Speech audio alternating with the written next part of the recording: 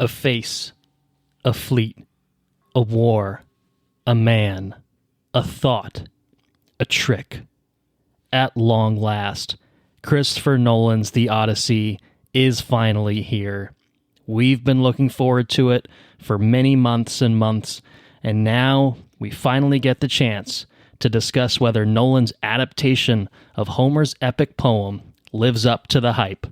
We are bringing it all on a new episode of Watch, Review, Repeat, which begins now.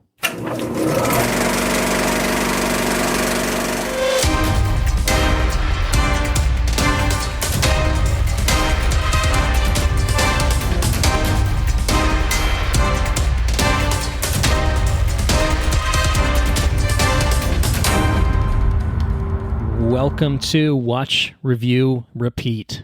This is the podcast where two best friends discuss the latest in film and television and then do it all over again the following episode. Holy shit. My name is Colton Brown, and holy shit, it's Andrew Meadows, and holy shit, it's time. It is time. We're talking the Odyssey. I was just gonna ask, what is it time for? Yes, we're going to have some subtle Ludwig Göransson sounds underneath everything as we take this epic journey together. An epic. Talking about this epic journey, yes, keyword epic, about Christopher Nolan's adaptation of Homer's Odyssey. Oh.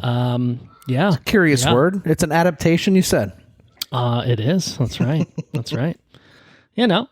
Not 100% faithful, but maybe there's enough there for people that know the original, like the original, love the original, perhaps, to enjoy here. But this has been a long time coming. Anyone that has listened to the podcast really since the beginning of this year will know that we have really been looking forward to the Odyssey. I think probably fair to say this has been the most anticipated movie of the year. I mean, we do have Dune Part 3 at the end of the year, but I think, you know, the beginning of the year we had footage from this movie in a way that we didn't really have like a full look at what Dune Part 3 was going to bring us. That'll be the next thing up that I'm sure we'll jump to our most anticipated. Yeah. But right now we've got the Odyssey, and it's finally arrived in theaters, IMAX, Dolby, pretty much every major format. And I know you took a little bit of an Odyssey to see it. I'm gonna ask you about that when it's time to talk about the Odyssey properly. But I will say there's a thunderstorm a brewing. Well, I don't want to say a brewing. A thunderstorm that is coming down. There's a maelstrom coming down in Philadelphia right now. So if you hear any cracks of thunder, if you hear my dog losing his shit, then that's all related to that. But it also somebody's sort of angered Zeus. Yeah, I think so. It kind of thematically ties in. Like Zeus is like, no, shouldn't say that about the movie. Nope, that part was actually good. Nope. I'm excited. I imagine you are as well, but man, it's been a long time. I've been doing my best to hold on to all the thoughts. I've been very eager to talk about it. Yeah, we are now past the second weekend of it coming out from when we've recorded. I think I guess it's probably been about a week or so since both of us have seen it. That's right. I saw it last Tuesday. So yeah, we've had time to think about it. Time for it to marinate, and so hopefully we'll come with collected and not completely scattershot thoughts. We'll see how it goes. The beer and wine tends to have that effect, and honestly, just getting fucking hyped about something, sometimes you just kind of get lost, rambly, yeah, in the sea of thoughts. And that very well could be the kind of movie this is. I don't want to say. I do have an inkling of how you felt about the movie, and I imagine you have an inkling of how I felt about the movie. We did have a brief conversation after you watched it. I will share, which is unusual for us. We typically we save it for the pod. Disclosure Day, our most recent episode, was one where I very much held back and was very curious to hear your thoughts on that movie. We did have differing opinions, and maybe we will have differing opinions here. We'll see. Definitely possible. Very possible, but we'll see. Do you have the mythological trivia question to end all mythological trivia questions? I do. Perhaps. Oh, I mean, man, we could also...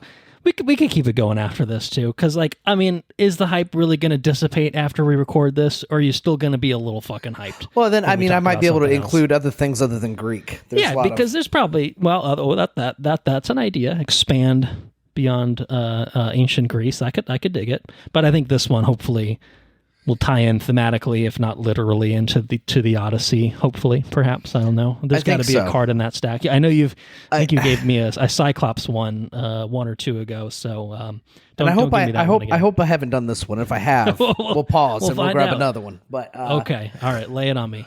Let's see if I can do it right, because I did read the poem, I will say. So hopefully I can answer it if it's related to the Odyssey. What three animals are associated with the Greek god Poseidon? Oh, three animals associated with Poseidon. All right. Okay. We have a whale, dolphin, and a shark. Okay. We've got a whale, an eagle, and a bear. We've got a dolphin, a horse, and a bull. And we have a bull, a horse, and a shark. Well, I don't know. I might be letting our listeners down, because I have to say I'm a little stumped. I mean, I'll give you a hint.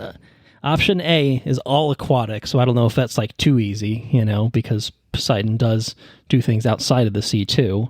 All right, what's your hint? The hint is all three animals are present in Christopher Nolan's The Odyssey. Ah, okay. Man, bear, pig. Well, I don't remember any sharks. Maybe there were sharks swimming in circles.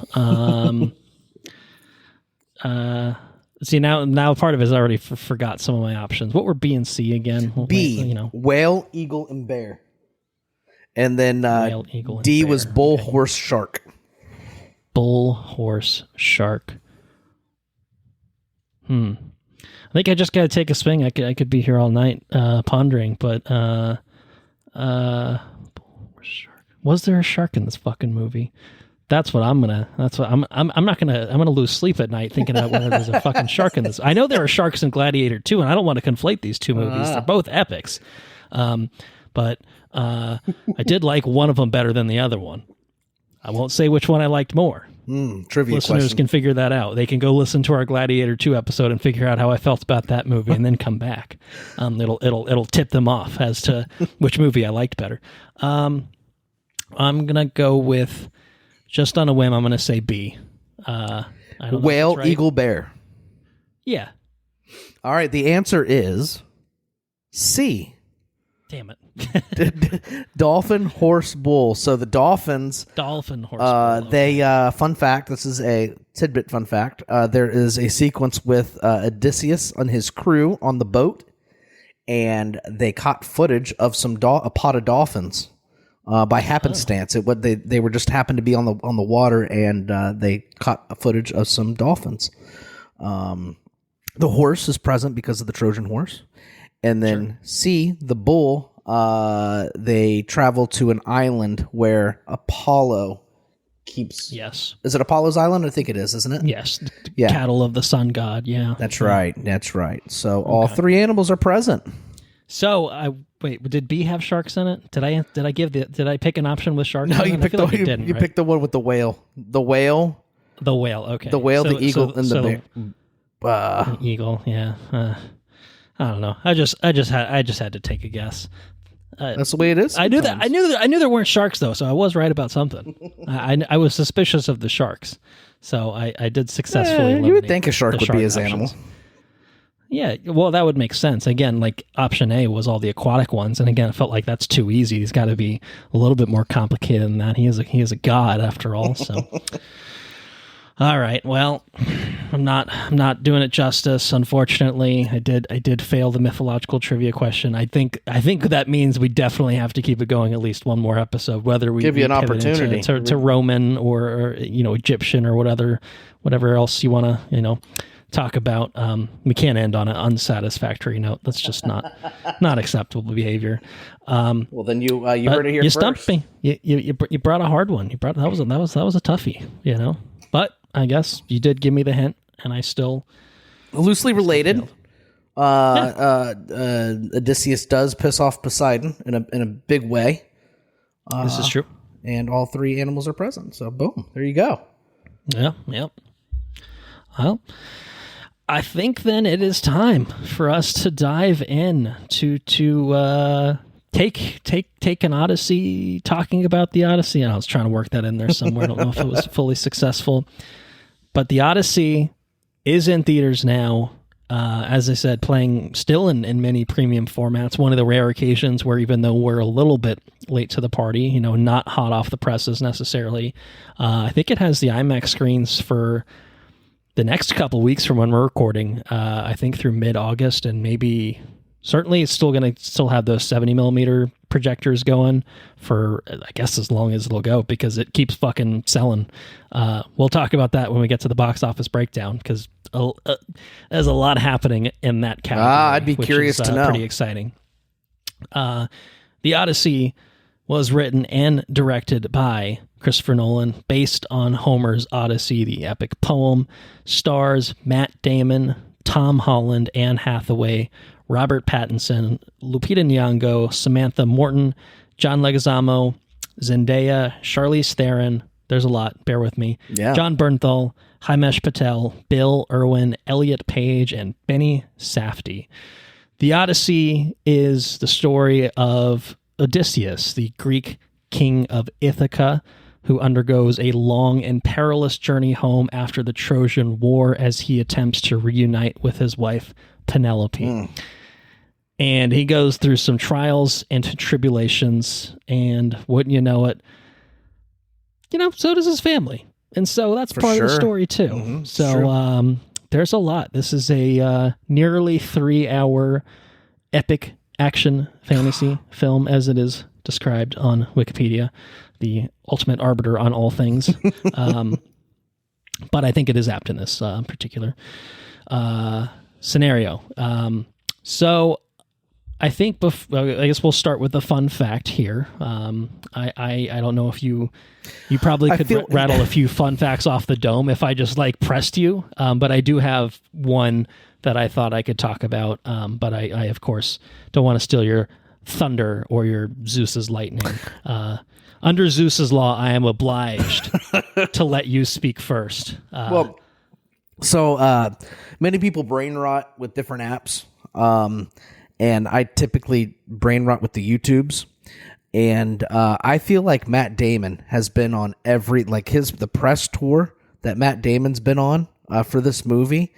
Dude has to be exhausted. Every time I'm on the YouTubes, he's talking to somebody else about a thing about filming this movie. So I feel like I've got a lot of there's a lot out there with the making of this movie. Yeah. I think I'm going to go with. Did we talked about the camera? Have we? Well, that is. Well, we've probably talked about it, in the lead up to this movie. But I couldn't tell you specifically when we've talked about it. That was actually going to be what I wanted to focus on. Is just this is unprecedented territory, quite literally, in terms of filmmaking. Because of the usage of one very, very special camera. Well, I'll keep that. Is that your fact going to be? Was it going to be about the camera? Yeah. Okay. And just kind of the, about. I mean, I don't have the technical readouts of the camera, but just the importance of it, I guess, and kind of what it means for something to be made in this particular fashion. It's something. I'm just dancing around it. I can just tell you what I was going to tell you. Yeah, and then you can say your fun if fact. you want to do it that way. Yes, do it that way. This is the first movie to ever be shot entirely with IMAX film cameras. There have been lots of movies. Really, particularly Christopher Nolan has been a particular pioneer of using the IMAX film camera, which uses IMAX 70 millimeter film, which are fucking enormous pieces of film, literal pieces of film. This is not digital. This is all analog. These are using larger than standard size film. And he's used it for sequences in the Batman movies. He did it for portions of Oppenheimer. It's been used in other things. I think Sinners used it last year. Ryan Coogler's work on Sinners. But this is the first movie to ever use the IMAX film camera to shoot an entire movie. And these things are fucking loud. They are mean machines. They did. Oh yeah. If just Google or YouTube IMAX camera sound, there's a good video from Nope, Jordan Peele's Nope, where you can hear just the raw sound of the camera as it's filming, and it's just like having a fucking lawnmower next to you, like while you're trying to like act and perform. It's insane. Like how does anyone focus? And like why they did? Like why? why is it so loud? Yeah, why, I mean, why do it this way? No, I mean, why is it so loud? Why can't we?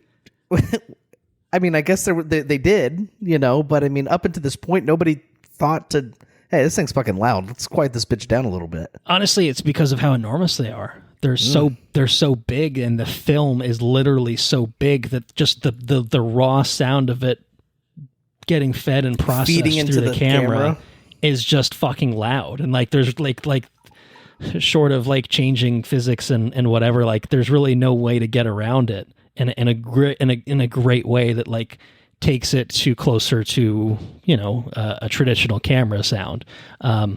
So there are ways around the shooting limitations that might create of we just need to have shot A, shot B dialogue between two characters, and in the meanwhile you've got off the side, like no one can hear each other.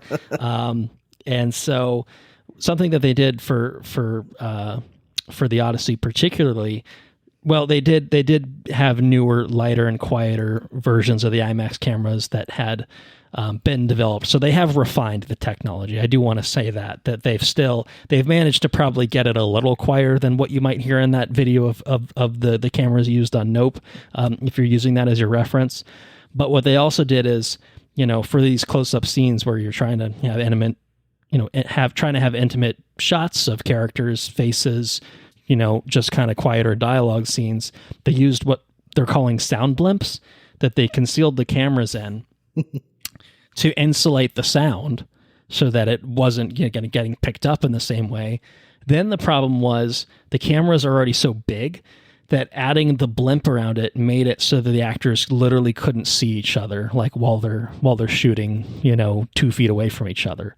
So what they did is they constructed a system of mirrors that were attached, I think, to the blimps themselves, so that the actor could look in the mirror and see the other actor. So they're still performing opposite each other, but not actually looking at each other while still looking at each other, if that makes sense. Just fucking insane shit. They used over 2 million feet of IMAX 70mm film in the process of shooting this movie, which was a 91-day shoot back in 2025.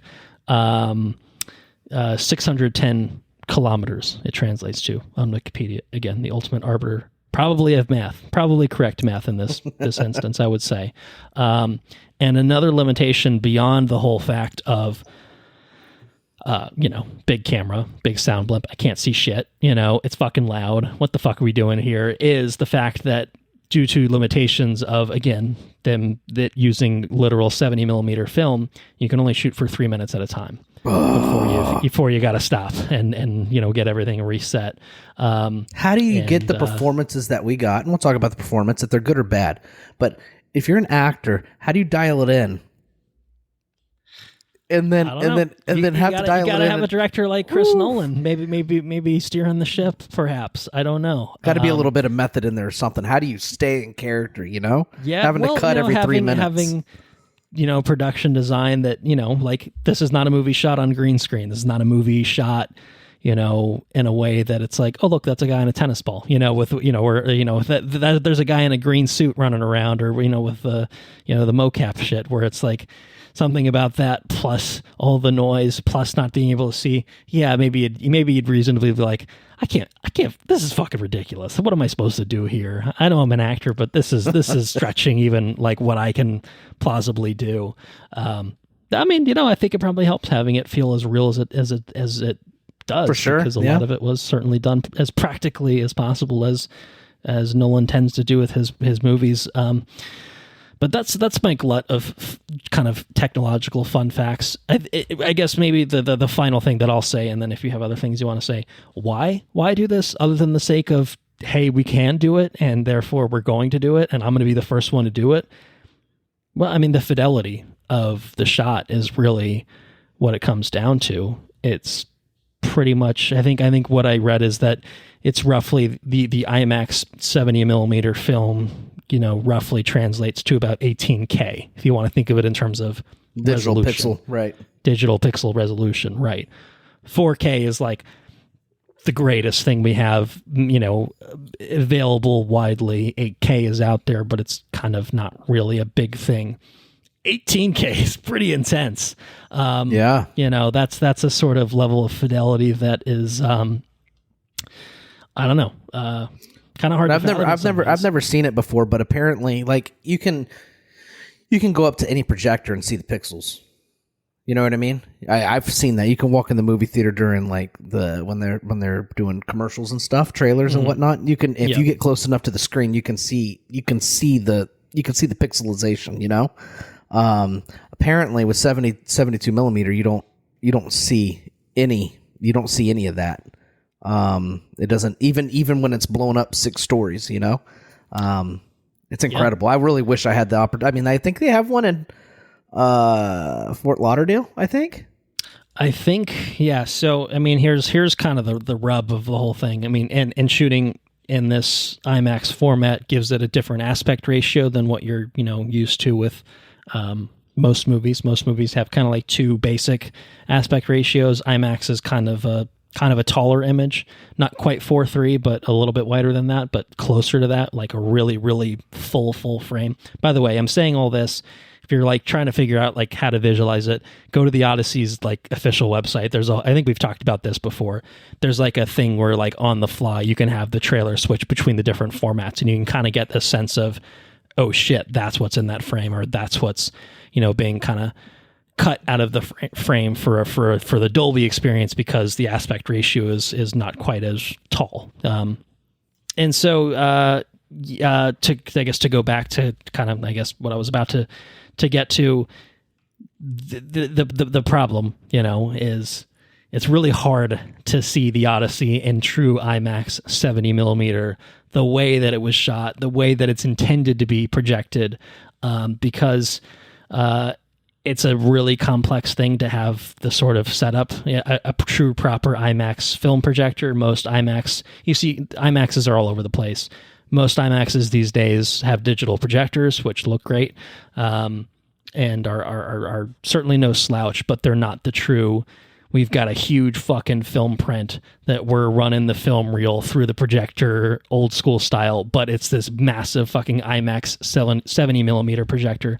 I think there's 20, 30 in the world, something like that. I'd have to double check that. I think you said Fort Lauderdale. I think there's only one in Florida now, which I think is Fort Lauderdale. I think you're right.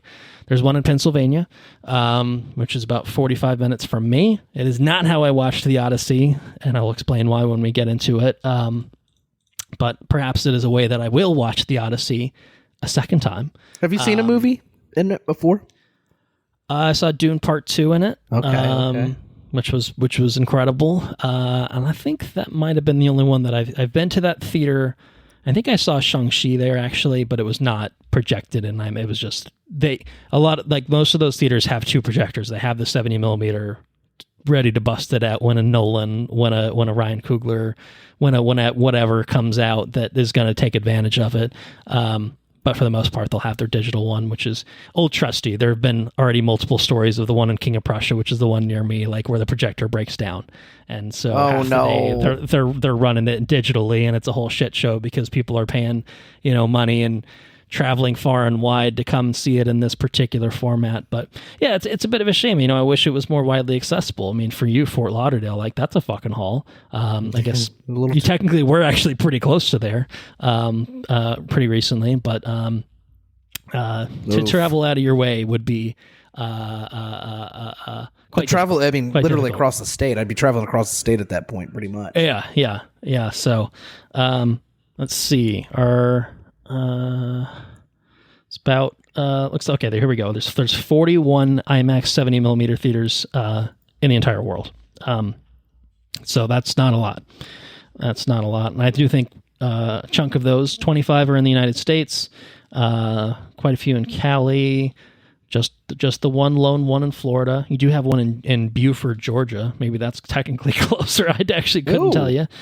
I assume that's probably closer to Atlanta, but I don't know that for now. Here's the thing too. Does the 72 millimeter doesn't guarantee the proper IMAX screen size though, right?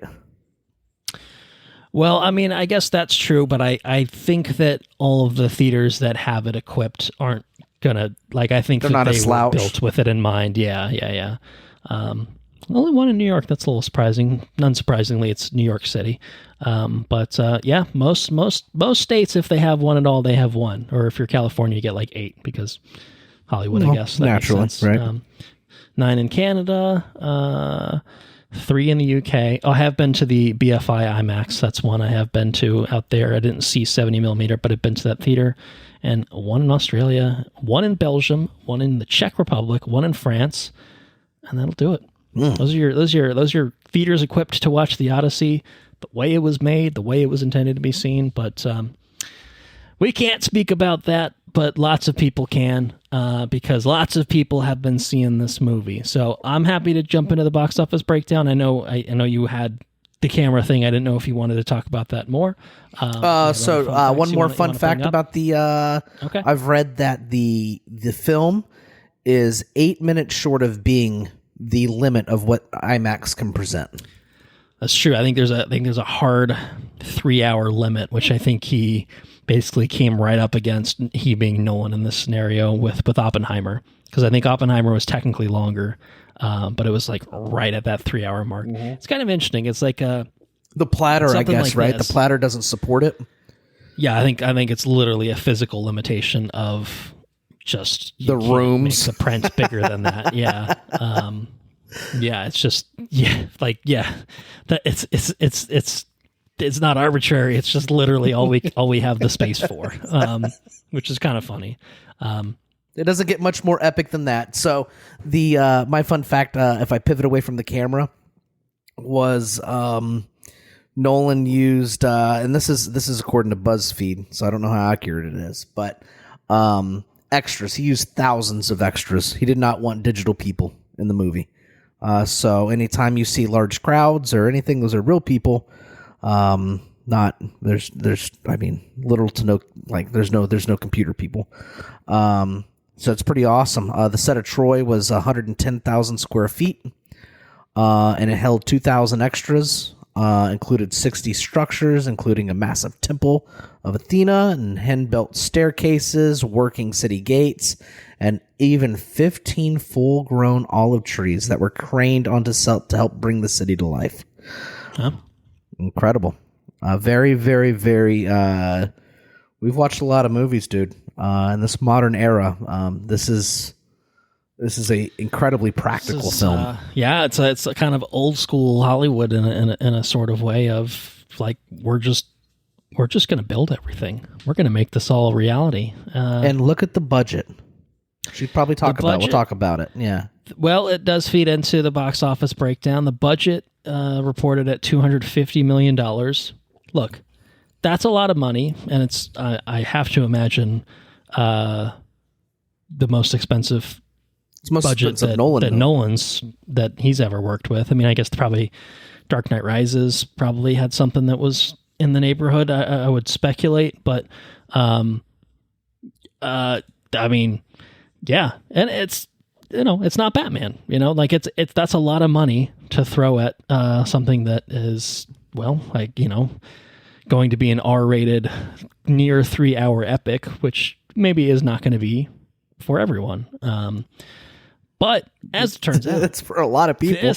This is for a lot of people. A lot of people are loving it. Well, at least they're seeing it. I don't want to say they're loving it, but it is doing exceptionally well, I would say. Far beyond expectations well. This is... Universal is like, hey, we could have spent $500 million on this and we'd probably be feeling pretty good about ourselves right now. That's how well it's doing. So in terms of just kind of everything with it, to just say, we again have had the second weekend come and gone, so we're recording a couple days after its second weekend. It ended up with its first weekend being $124.5 million, which was the third best for Nolan personally, because he made a couple Batman movies that made a lot more money, and The Dark Knight and The Dark Knight Rises, but it is his best non-Batman debut, highest for Matt Damon on a personal level, fourth highest ever for an R-rated movie, and it just keeps making money.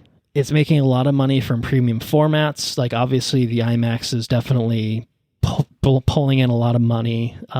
The 70 millimeter showtimes in particular, because I live close enough that I've been tracking it, like, have been impossible to get anything. And I kind of love to see it though, right? I love to see that. And it's really, really awesome. I think you yourself saw it on a Tuesday in an IMAX, and I think you probably had a pretty full theater. If I had to, it was sold out. Had to guess, yeah. So for this is really impressive. I think it's not quite the highest of the year thus far in terms of its opening weekend debut, but this was something that was expected to open $80 to $90 million. And so it eclipsed 100 million, and then it eclipsed 110, and then it eclipsed 120, which is like really, really, like, yeah, the numbers kept ticking up and up and up, and it is holding up incredibly well. Got some legs on her, huh? It earned $87 million in its second weekend. So what it might have been projected to do opening weekend, right, is what it actually did in its second weekend, which is maybe not quite some Titanic ass shit, but kind of along those lines of, like, you don't really see it. Like, I think Obsession was kind of like the one box office outlier this year where, like, it just kept playing, and I think it's still actually, like, kind of in theaters doing pretty well, even though I think it's literally now streaming. And yeah, I think in terms of legs, I don't think there's really anything quite like it. Its closest comparisons for best second weekend gross for a film that opened over 100 are Wicked 2024 and Top Gun Maverick. And it's doing well internationally as well. Which are not 3-hour epics either. No, very different sorts of things. Absolutely. 3-hour epics that are rated R as well. That's obviously something to consider as well. And, something that's, I don't know, pretty harrowing. Those, I think Wicked, Wicked's about some evil witch or whatever. Maybe she's not so evil. Top Gun's about, a guy that likes to fly and do cool fucking shit. Tom Cruise, man. It's about Tom Cruise doing cool shit, flying jets and stuff like that. Like, I don't know. These are pretty different things that we're talking about here. And so for it to have as much staying power is really, really, really impressive. And so, 27% drop in its second weekend. As I said, it's doing quite well internationally as well. So it's doing gangbusters here. It's doing gangbusters overseas.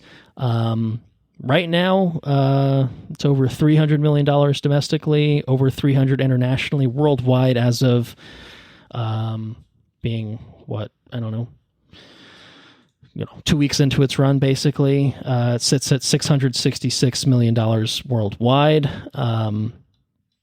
And I think it's safe to say it will join the billion club when all is said and done. So, yeah, making a lot of money, and you love to see it. To be honest, you love to see it. Yeah, you do. There's these days especially, there are a few things that make you feel like, yeah, everything is okay, or everything's going to be okay.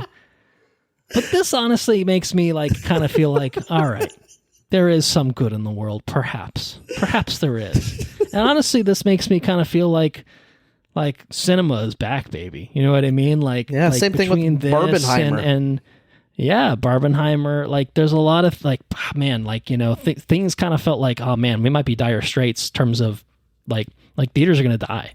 It's just a matter of time. But I don't know. It kind of feels like things are bouncing back, and maybe it's just, we've had enough distance from the COVID era, and obviously the repercussions of that left, understandably, but repercussions nonetheless. It's cool. It shows that people hunger for meaningful content. I think that's, it's easy to get real discouraged about that. What's the last movie like this that came out? I mean, it hasn't been done. I mean, the Odyssey particularly hasn't really been done in any sort of large scale version like this. It's a many thousands-year-old story at this point. You gonna say Troy? Troy, yeah, 2004, something like that. So we're talking a couple decades for Troy, and yeah. I mean, it's before that was like Lawrence of Arabia. I feel like, that's like which was a few decades before that. Right. Certainly. They're all kind of in that vein, though. Long. I guess Troy's not even that long, is it? Not quite in the 3-hour territory, I don't think, but still an epic. As well. But yeah, I don't know. It's just this is definitely a different flavor of movie. Lord of the Rings, good comparison point, yeah. And we're still going back 20 plus years for that. You know what I mean? That's true. So, golly, that's true. Yeah. It's good. I love to see. It's easy to be frustrated. Like Sarah said, okay, you can go see it. And go. Or she said, she didn't say it like that. But she well, some context might be helpful because you were away from home for a good span of time, and technically the movie came out, I guess, the Friday that I left before you got. I think it was before you got back. I think. Okay, it came out that weekend. I got back. That weekend you got back, right? So I came back. I came back from a cruise, and it's. I got to go see this movie, right? And so it's the Odyssey. I have to see this movie. There's no. I need to see it this week, and then we need to record on it the following week. And listen, I'm going to go to Orlando to see it. I have to see it. I have to make the trek. And anyways, it feels I'm going into my experience, so I don't want to bleed too much into it. I think we're there. I think we're in non-spoilers, and so I want to. Probably my first question I was gonna ask was, tell us. Well, I guess not really a question, but tell us your Odyssey. Spin us a tale, O Meadows, about your Odyssey. Exactly. Yeah, so sing me a song. I get back. What's he say? Travis Scott. A man. Oh yeah. A movie. Popcorn. Yeah. So Orlando. IMAX.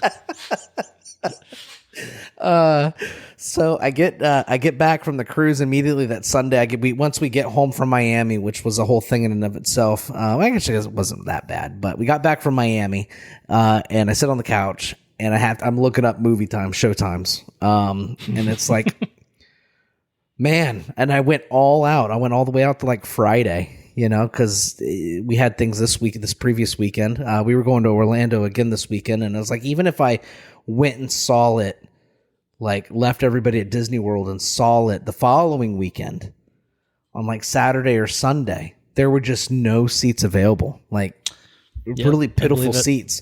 Even at like 11 o'clock in the middle of the week, it wouldn't make a difference. Yeah, odd hours, like, I don't know. Well, there were 2:15 a.m. showings in 70 millimeter.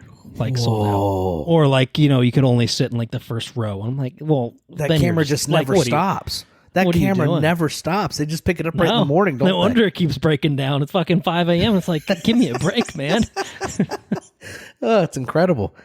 So again, it's for me, it's one of those things where when I pull it up and I see that I can't watch it on Monday because it is front row. I have no interest in that. And you go 2 or 3 days in or whatever, and the best you can do is on the far left, 4 rows up. It's like I'm up. Like I would like to see it in the middle, and I'd like to see it, in a proper spot. It's kind of hard to be upset about that. I'm glad I can see it, and then I'm glad I can experience the event with all these other people. And so anyways, I made the I left work I actually left work at 30 minutes early, and I got there 5 minutes early in Orlando. Nice. Just enough time to go through the line and get popcorn, and then I went over to the bar to get 2 beers, and the guy says, you can only have 1 beer. I was like, oh man, it's a 3-hour movie, I'm going to be thirsty, man. And he's like, I can only let you walk away with 1 beer. And I said, okay, give me 1 beer. And so I had my 1 beer, which was like gone in the previews, and there we are. We're sandwiched between 2 dudes, 4 rows up, and everyone's sandwiched between each other. It's a communal experience. It's a bonding experience. It is, and I didn't hate it. It was all right. And the experience was, I was actually far enough up, and I was over enough to where it was okay. Yeah, that's good. Yeah. So it was pretty good. That theater is a very, very, very good theater. I feel like even if you were on the front row, it would be a little rough, but not as rough as it could be. It starts almost elevated. It does. I feel like some theaters don't do that, where it's like the front row is like the true horrible front section of you should never be allowed to sit there. Yeah, why do you have seats there? Even though it was an IMAX and it wasn't comical screen size, just the first row starts 1 story up and 30 foot away from the screen. So I mean, you're definitely too close, but it is a little bit different. It's more manageable. Yeah, manageable, right? Yeah. But I was over on the left side, which was okay. I think 4 or 5 seats in, and it was a sold out show. You heard people saying, I was in the line, in the concession line, and they were talking about how they had to buy seats at the regular theater or whatever, at the regular screen, because IMAX was sold out. And I was like, yes, I did it, and I did a good job. So Tuesday at 7:00, I got to take an Odyssey, and man, was it worth the drive? I have to say, yes, yeah. Okay. Right. Good. There's only a few movies. I think the one I regret, was The Hobbit. I think we went and watched The Hobbit there a long time ago, in high school or some shit. No, I think you're right. We did see The Hobbit. One of them. We saw one of them then. Yeah, I think it was the second one, but I could be wrong. But I've seen, I think, both Dunes there. Don't regret that trip, and I definitely don't regret this trip. This is the special occasion theater. This is the I need to see it the right way, the best, and the best way. Maybe not the right way, but the best way that's right. Generally accessible to me. I'm not gonna. I can't get a hotel room in the middle of the week and go to what's it called? To Fort Lauderdale. Yeah, you can't drive to Fort Lauderdale. Right. And also, even if you wanted to go to Fort Lauderdale, tickets probably would have been sold out anyway, because they've been sold out for as long as tickets have literally been available for that particular theater. So it's that was never going to happen. Right. But this is this is it. This is the Mecca trip for me. Yeah. It doesn't get made, but maybe once every couple years, if I'm lucky, twice. And maybe twice. 2026 this year That's will the be big ones, the right year. But normally it's it's once every year, once every couple years. So I made the trek this year in the middle of summer 2026 to go watch Christopher Nolan's The Odyssey. Movie is a true epic, is what I'll say. It is an epic that I think the most apparent thing, you would definitely notice it because you probably read some frothy language book, right? When you read the poem. It was probably very eloquent in a way that it was written, in the way that people talk and stuff. I read Stephen Fry, or I listened to Stephen Fry's, and it was more boiled down, you know what I mean? Right. Yeah. But this is probably the most boiled down. Yes. And I think that my opinion of that is I think that the language used in this movie and the way that the dialogue is written, I think that helps the success of the movie. I think it makes it more approachable for people. It makes it an easier watch. And I think if you can take the core meaning of the book and make it and adapt it to a modern audience, I think that's your job. You know what I mean? I think you're doing a good job. And I think if you can share the story in a meaningful way to a modern audience, I think you're doing a very good job, you know, and I think they did that. I think Christopher Nolan did that in the way that he wrote this movie. It is written by Christopher Nolan, right? I'm right on that? It is, yes. Written and directed. I think he did an excellent job on making a 3,000-year-old novel or epic poem, I should say, relatable and topical and like a story of its day, you know, because I really think that's what this is. It talks about war, and it talks about so much. It talks about a man who just wants to go home. He just wants to go home. And it follows, like you said at the top of the episode, it follows the family at home as well. You know, it deals with growing up without a father and just like the dynamic at home, and a wife longing for a husband, a queen that's not appreciated in her own home for her experience because she's a woman. Just all sorts of meaningful, just like it's fucking ripe full of so much meaningful stuff. Oh, it's so good. And then you get into the technical aspects of it, the way it's shot. Yeah, we spent however many minutes talking about the fucking cameras. So yeah, just the camera alone, not even talking about what you're shooting with the thing. They shot some shit with this thing, dude. It was shot good. It was a incredibly shot movie. I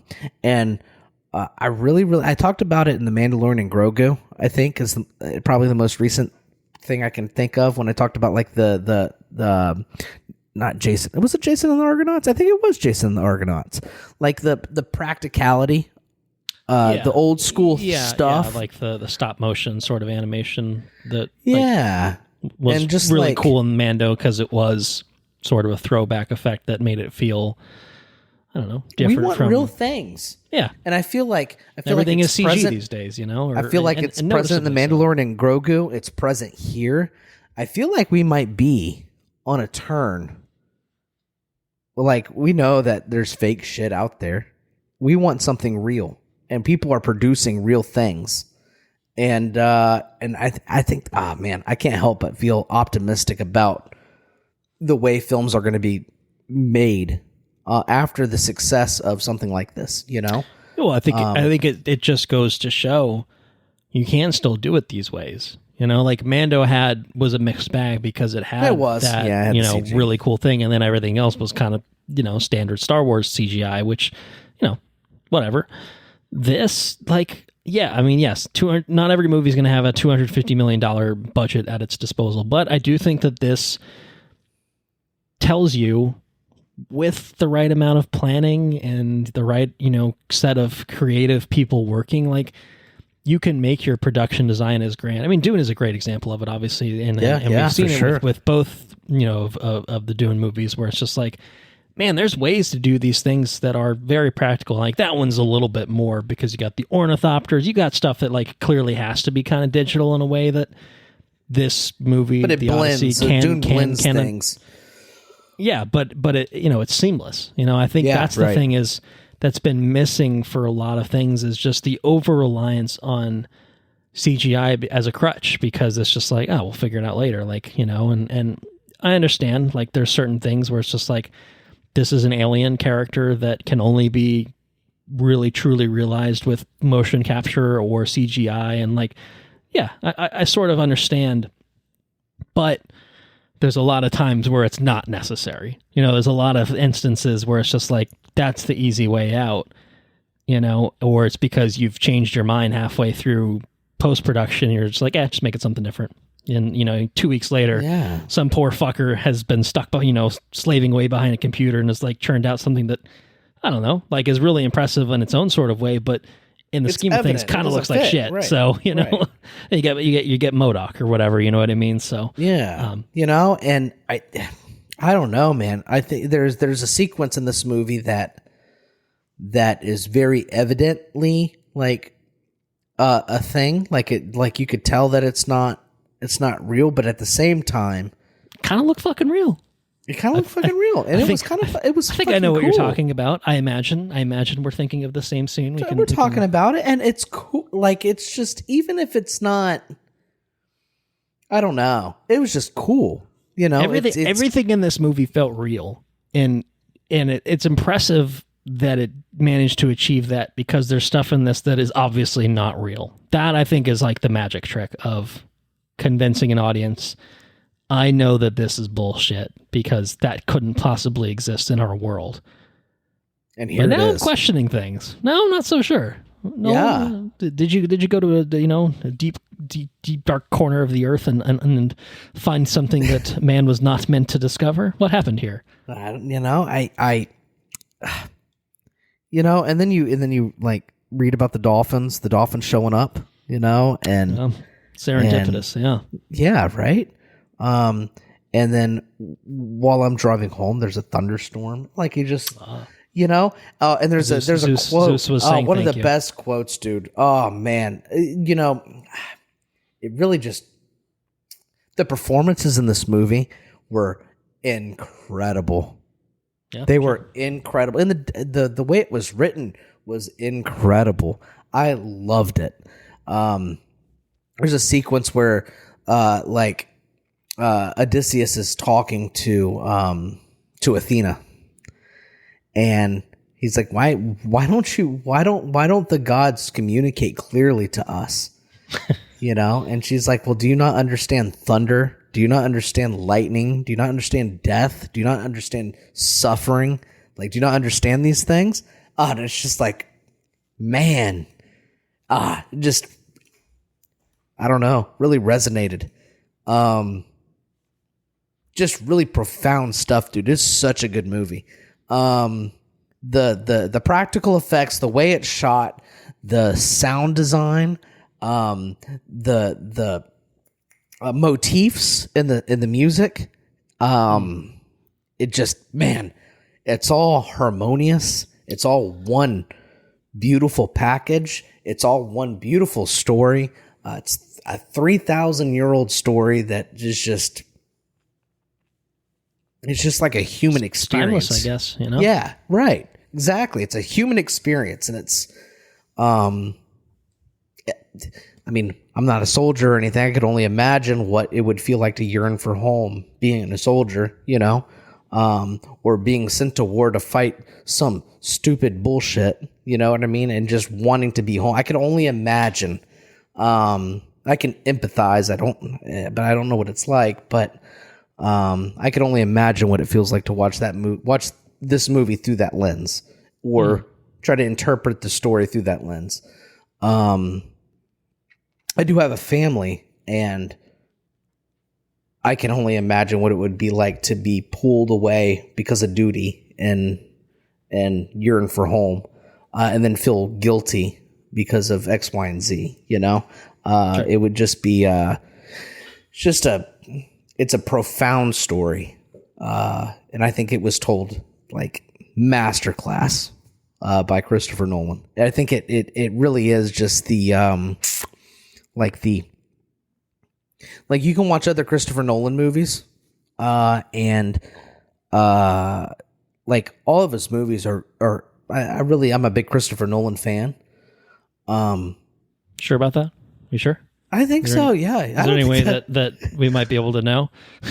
I'm a big Christopher Nolan fan, man. I could say it. I'm proud of it. I think he's. Okay. I think he's like one of the greats for sure. Shouldn't name any children after them. I'll like, right, you know. Yeah, second born child named Nolan.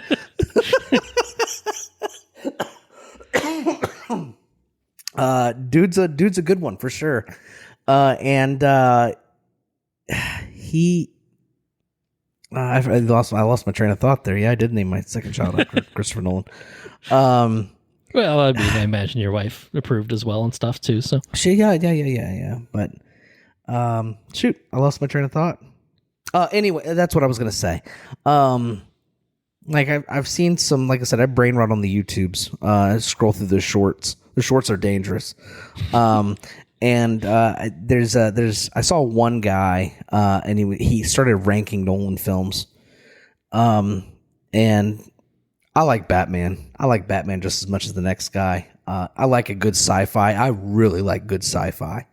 And I really like good fantasy. But as far as like finding a Nolan movie that is just like all the filmmakers all the good filmmakers anyways that I like, you can kind of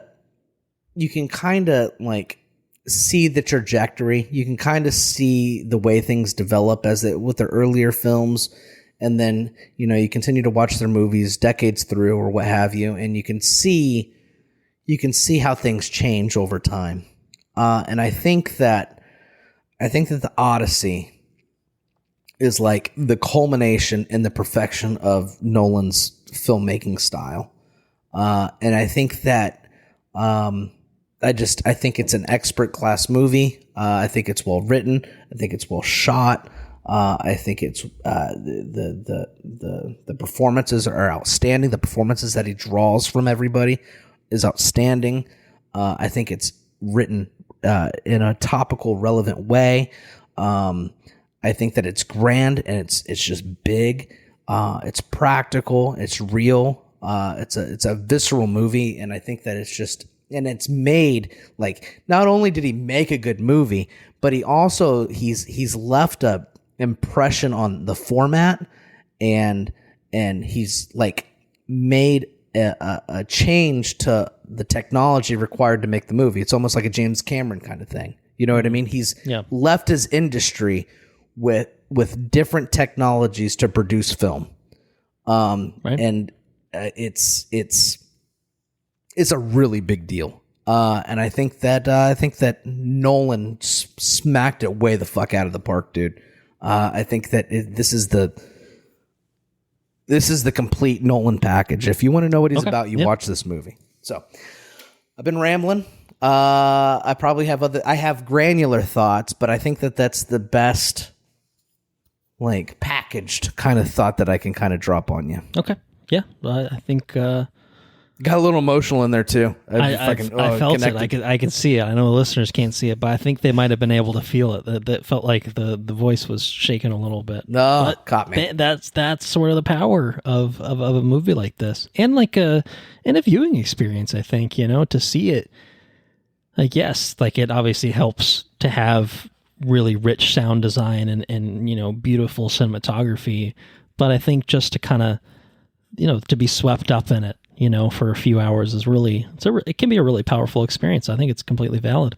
I'm just going to start by talking about something that you kind of finished on, of this kind of being, maybe the pinnacle of Nolan's career, the encapsulation, the result. And I think Nolan himself would agree based on some things. So I don't know if you knew this. This was my alternative fun fact that I'm now working into the episode because I think it's pretty fun. But at one point, Mr. Nolan was attached to a movie called Troy. He was originally set to direct that at one point in time. No way. Didn't happen. But clearly he had an interest in the Iliad and Troy and what was it? He did Dark Knight instead. Is that what he did? Or? He did Batman Begins. Yeah. So more or less. Okay. But he and in the years since, he's said he at the time felt he was a little in over his head, at the time for Troy. But now, 20 years later, he felt more qualified to adapt something like the Odyssey, which is a kind of more expansive of that story, project, because he's done so many things. I think that has been able to give him the set of skills that are needed to be able to pull off such a massive, large scale production. And I think that's true. I mean, I think without having done the Batmans, number one, certainly. But But I think just everything, Oppenheimer as like a huge character study, I think is probably like there's an interesting sort of 1-2 dynamic from Oppenheimer to the Odyssey of like movies that feel like they're worlds away from each other, but at the end of the day can be viewed as character studies. For sure. Yeah, definitely.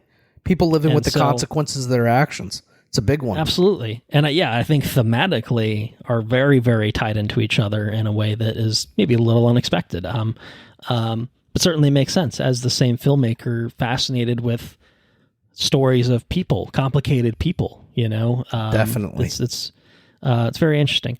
So anyway, thought that was a little that is a good fact. I didn't know that. That's crazy.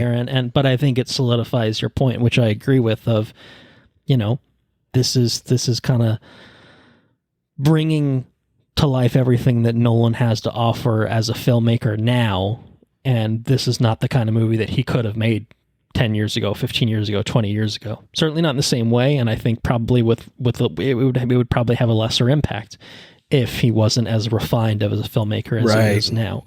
So am I going to go ahead and say that this is Nolan's finest? I don't know. I have to see it more than once to probably figure out where I would rank it. But I would definitely say it's among his best, is what I will say. You can hear the dialogue. And so I will then go into my monologue and oh yes, please. And don't fall asleep. Just you say, and feel free. You can certainly. Is there no one else that can? We've tried this test and everyone's failed. Is there no way? Blah blah blah blah. Oh yes. I see. Colton says, "I haven't." Boom. Boom.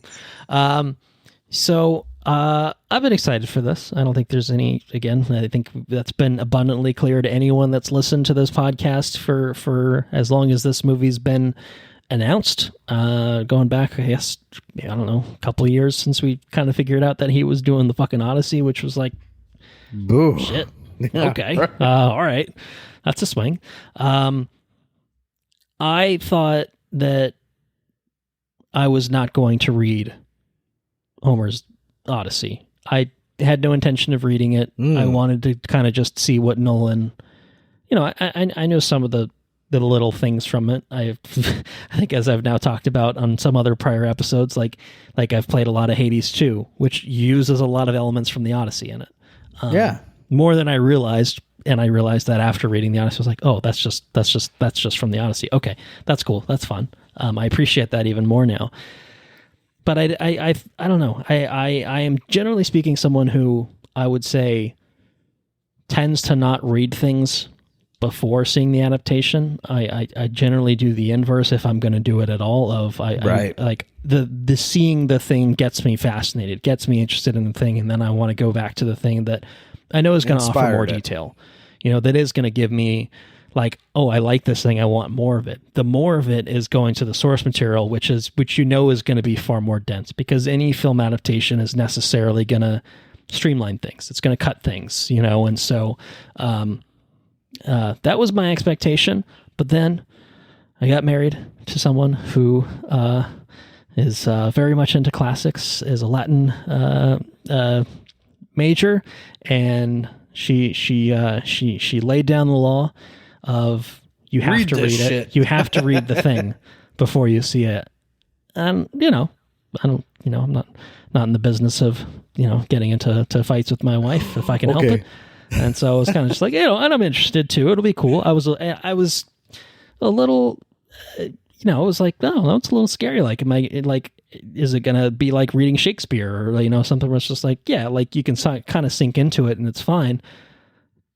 But it's a little bit of a chore up front because it's not what you're used to doing. It's not where you're used to reading. Right. And something like the Odyssey has multiple translations. I'm not going to read it in fucking Latin. Latin. I'm not going to read it, So it's like, okay, well, now what do I do? She gave me the translation, which was the translation that she started with, which is the Robert Fagel's translation. He was, I think, professor at Princeton, translated a lot of things. He did his own version of the Iliad and I think a few other, the Aeneid, other bunch of things. And It was a slow-moving process. I think as of Disclosure Day, when we talked about Disclosure Day, which is a couple weeks ago, I had read about half of it. Oh, wow. You blitzed it out. I had to pick up the pace at a certain point. So I saw the Odyssey in IMAX Digital, again, not 70 millimeter, on a Sunday, the Sunday of opening weekend. We had tickets for 2 p.m. We booked them as soon as they went up on the AMC thing, so they were pretty good, But again, a standard IMAX Digital, which is good. It's quite good. It's not the best, but it's pretty good. And IMAX is great. IMAX is great. I'm just saying it's not the thing, primo. But it's also great. This particular IMAX theater is not as impressive an IMAX theater as what you saw it in. Like, if I could see it in Point Orlando, even though it's not 70 millimeter, that is still a better IMAX theater. Oh, it's like a Brandon IMAX. Or... Yes, it's closer to that. Exactly. It's closer to a Brandon IMAX, I would say, where it's, it's better than standard. It's bigger, but it's not it's not the best of what IMAX can offer. IMAX means something still, but there are still levels within IMAX. I'm still put it on the record. I'm very frustrated how loosey goosey they are with their branding. Well, yeah. I don't disagree with you. But I've been to worse than this one. This one I think is completely serviceable. Honestly, I see most movies in Dolby because I think Dolby's a better experience at this particular theater. IMAX at its top end with the bigger screen and the true and proper everything, like a Point Orlando in Orlando where you went. If I could do that for every movie, then I probably would. You know what I mean? Like, that's kind of where the difference lies. But anyway, Saturday before, I was like, I've got to pump through some of this. I had kind of set a task of I'm going to read a book / a chapter each day. I did not accomplish that, but a few days before I started to buckle down, I got to a point where I left it with the last 4 books / chapters on the Saturday, and so I spent a couple hours on Saturday and just did it. I just kind of dedicated it so I could have a little bit of time to process it before seeing it, and so that was my background coming in. Was like, all right, I have now read the Odyssey. And an interpretation of it, a translation of it, a beautiful translation of it, one I think that is really, really lovely. I would recommend it. It's the only one I've read, so I can't say it's definitively better than others. Most recently, and Nolan's talked about this, he was inspired by a more recent translation that was done by Emily Wilson, who's a professor at Penn. Did not have nice things to say about this movie, which I may disagree with, but that's neither here nor there. I think she was disappointed. I'd be curious about that. We'll get that into spoilers. She was disappointed with it, I think, thematically, the changes that were made in that particular fashion. And there was some, I don't know. I don't agree with her, but she does know the material quite well, and she did put out this translation, which I think had I would say, more deliberately modern or more approachable sort of language used, whereas I think the Fagles translation... more eloquent. More eloquent, more kind of the fanciful language that you might expect it to kind of be. And I think very intentionally so, like it's trying to be beautiful, and it's trying to be artistic and poetic, maintain that sort of lyricism almost to it, which I think is really nice. And I think he is probably adding a little bit to accomplish that. Like, it's maybe not a quite literal translation, but the meaning is there, and he's, adding some stuff that makes it sound it's fucking an adaptation, beautiful, right? Yeah, and in ways it is, yeah. So I came in, I kind of like, I know the story now. Like, what's this going to be like? I am really, really interested to see what Christopher Nolan brings to the table with his adaptation, because it's like, and I've said this multiple times, like, this is not the most easily adapted story, purely in terms of like just the nature of how the story is told. It starts not with Odysseus. It starts with his son. Starts with Telemachus, and and then I need the names, and then it eventually kind of gets into that territory. But see, I think if you're gonna make if Nolan's gonna make, I think that the story lends itself well to Nolan's storytelling. Well, I don't disagree with that. I just think purely in terms of how the narrative is presented, in terms of how it's written in the poem, it's not as easy as cutting and pasting, I guess. No, it's not point. It's you can't really just take like dialogue and drop it in there. You can't just take the full structure of it and drop it in there. You have to kind of make changes, and also just quite literally, hey, you've got a 3-hour hard cap to truly, realize every single thing that happens in the Odyssey. If you were doing a true 1-to-1 or as close to a 1-to-1 adaptation, like it has to be like 10 fucking hours. You know what I mean? Like there's just no way to do everything that you possibly want to do. And so inherently you have to make choices. You have to make Dune. And as is true of any adaptation, you have to make choices of what is going to stay in, what's going to come out. I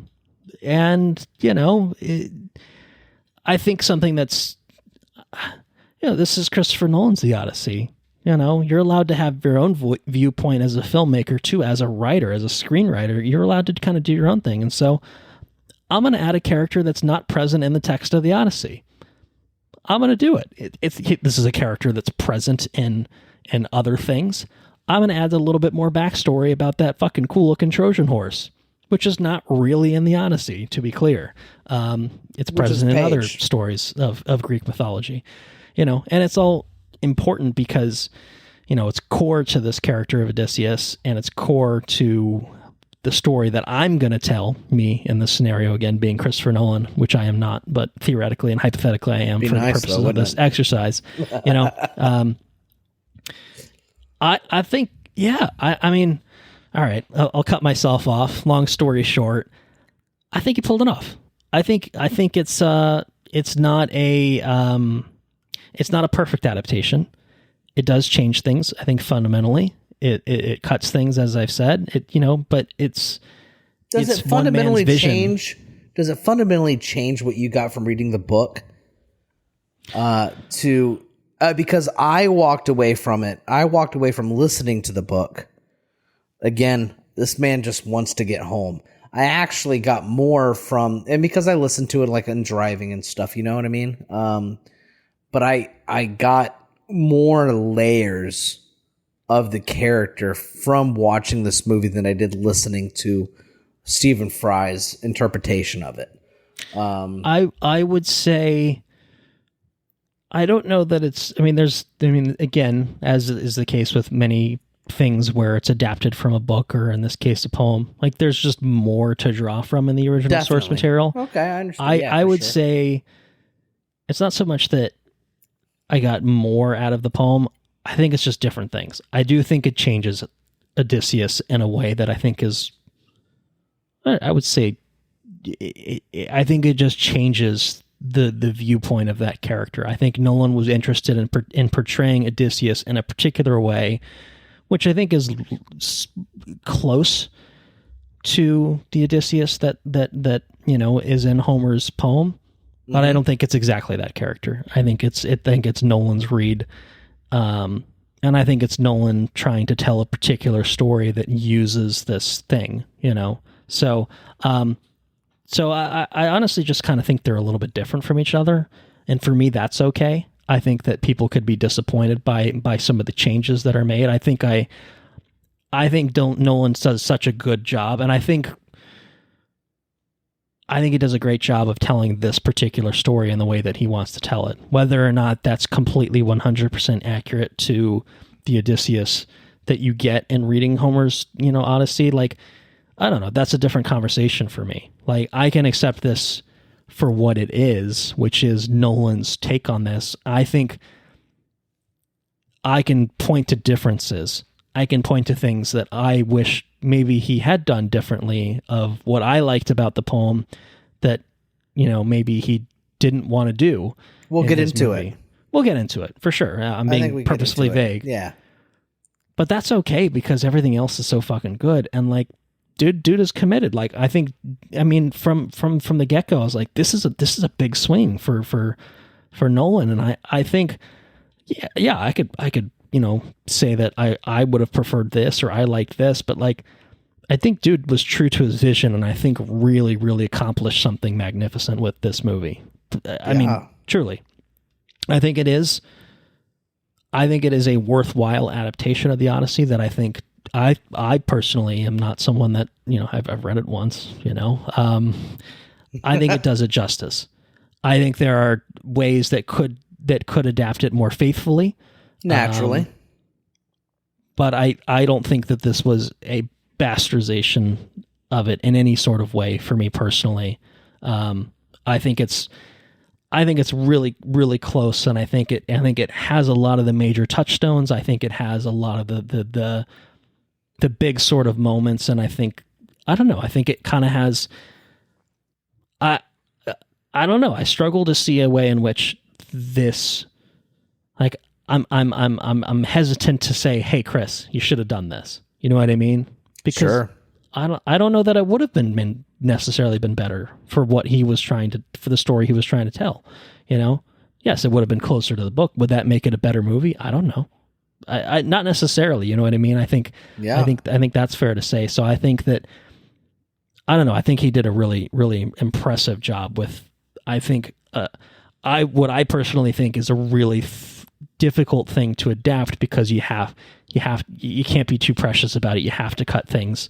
You have to make choices, and I think the choices he made were pretty strong overall, and I think made for something really, really compelling that was, to me, still true to the major beats of the story. And I was surprised at how close in some ways some of it was. There are things like designs of certain things versus like, okay, well, I don't know what's going on here. That's a little different. But not in a bad way, just in a different sort of way of, okay, big metal armored man. All right. Okay. All right. See, I don't know if I see what you're, I mean, I literally see what you're doing. But it's a little bit different than the way that it's written, but that's okay. I think what makes this movie work, if you have a thought, you can cut it. I'm holding on to it. I got a nugget here. I'm holding on to it. Yeah, I think really the last thing I would say on the non-spoiler side of thing is the reason that this movie works. I mean, beyond the story, I think kind of being this sort of timeless thing, I think that is a good rendition of a really, really potent, incredible, awesome, epic story, is the way in which it was all realized. The way that it was shot, cinematography from Hoyte van Hoytema is stunning. Fucking looks amazing. beast. Obviously, using this technology to capture it. I think top-notch performances all around. Matt Damon is someone who I know, like Anna, definitely has not been sold on, and I'm like, I think Damon's got the chops, but I don't know if he was necessarily who I would have cast as Odysseus. Thinking about it, like we've both talked. Anna and I have talked about, like, man, Christian Bale, someone who's a regular Nolan collaborator, like, oh man, he would have owned this role. I do think that's true still, to be clear. But I thought Damon was great. Damon did a good job, dude. I think he really, really brought it. And there's performers I expected to bring it. And everyone was just really, really very, kind of fit their roles to a T. I think Tom Holland is kind of the more naive son who is kind of forced to grow up is interesting. Robert Pattinson is a fucking asshole. Fucking coward. Super big coward. Grab the sword. Grab the sword. Just the whole time. I think everyone, I think everyone was really nice. I'm going to give a special shout out though to John Leguizamo, who I thought was incredible. Yes, the pest. Movie. The pest. I would say, like, for me, my personal standout, like, if I'm going to single out one performer, I think John Leguizamo was he was the one that I thought just really nailed it, huh? Kind of blew me away. Other than Matt Damon, who I thought was incredible. And obviously, if anyone should be bringing it all, it should be Matt Damon. And I thought he brought it. Yeah. Score, Ludwig, again, is just a cheat code, but that's okay. I would say this is actually a little bit more of a more subtle score that I think, like, it was. is you know, I mean, there's moments, certainly like the end, the third act, where it's a bit more bombastic and drum heavy and stuff. But like, I don't know, it just, the soundscapes felt very, I don't know, like, it painted the background of the picture. Yeah. I think so. I think so too. I think it's something that like elevated the movie, but it didn't overtake the movie, if that makes sense. Like, totally. I think, you know, like The Mandalorian and Grogu, I'm like, yeah, the score I think was the best part of that movie. I wouldn't say the same thing about the Odyssey, but I do think that this movie would be lesser without Ludwig. It's like a Frankenstein score. It's a soundscape. You know what I mean? I feel like, anyways, that's my take on it. No, I would agree with that. And yeah, just the production design and the sound design kind of in tandem was fucking incredible. Like, there's some loud shit in this movie that is just epic. The production design is just immaculate. I mean, you know, I feel like people, and perhaps myself, had concerns about, you know, weird Batman armor and stuff, but I don't know. When you're kind of in there, it all kind of just works. Kind of just comes together, and it never bothered me. And I just think it all felt epic. You know, and real and grounded and I never felt like taken out of it. You know, it was, you're kind of locked in. You know, you're like, fucking locked in. I was locked in big time, dude. Like you're. This is a movie that definitely transports you somewhere and keeps you there and keeps you enthralled and keeps you. I don't know. I mean, what is so interesting. And this is more, I guess we'll get into spoiler territory, but you know, like, there's these really memorable things about the story of the Odyssey, like, oh, that's such a cool fucking thing.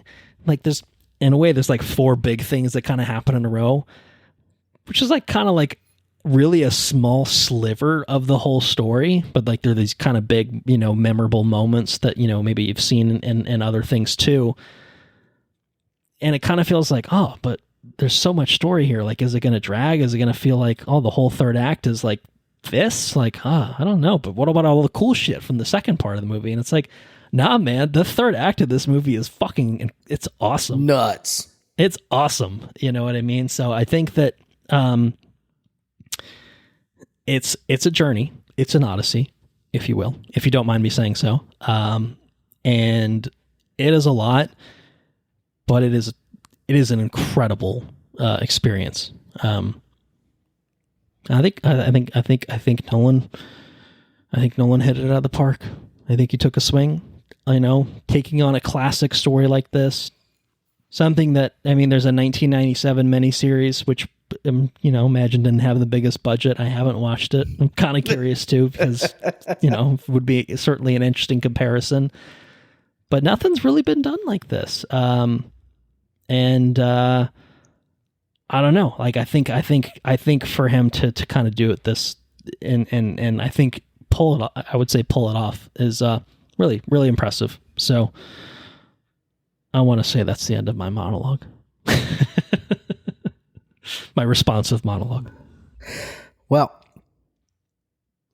I've got a lot I would like to ask you in spoilers for a we will certainly have many things to talk about in spoilers. 3,000-year-old story, but we're going to talk spoilers on it. Well, we'll treat it as spoilers for the movie that's only been out for 2 weeks, but which does it's a little bit different. It's a little bit different. A little bit, mostly the same, but it's a little bit different. But we'll talk about it. Do you have a recommendation? Do you think people should go see the Odyssey in theaters? Can we just answer that question? I've told everybody I've come in contact with, you need to watch this in the biggest, loudest way you can. The biggest, loudest way you can conceive. This is what movie theaters are made for. Don't watch this at home. Don't do it in your bathtub. No speedboats in the bathtub. My brother-in-law said he's going to watch it on his phone.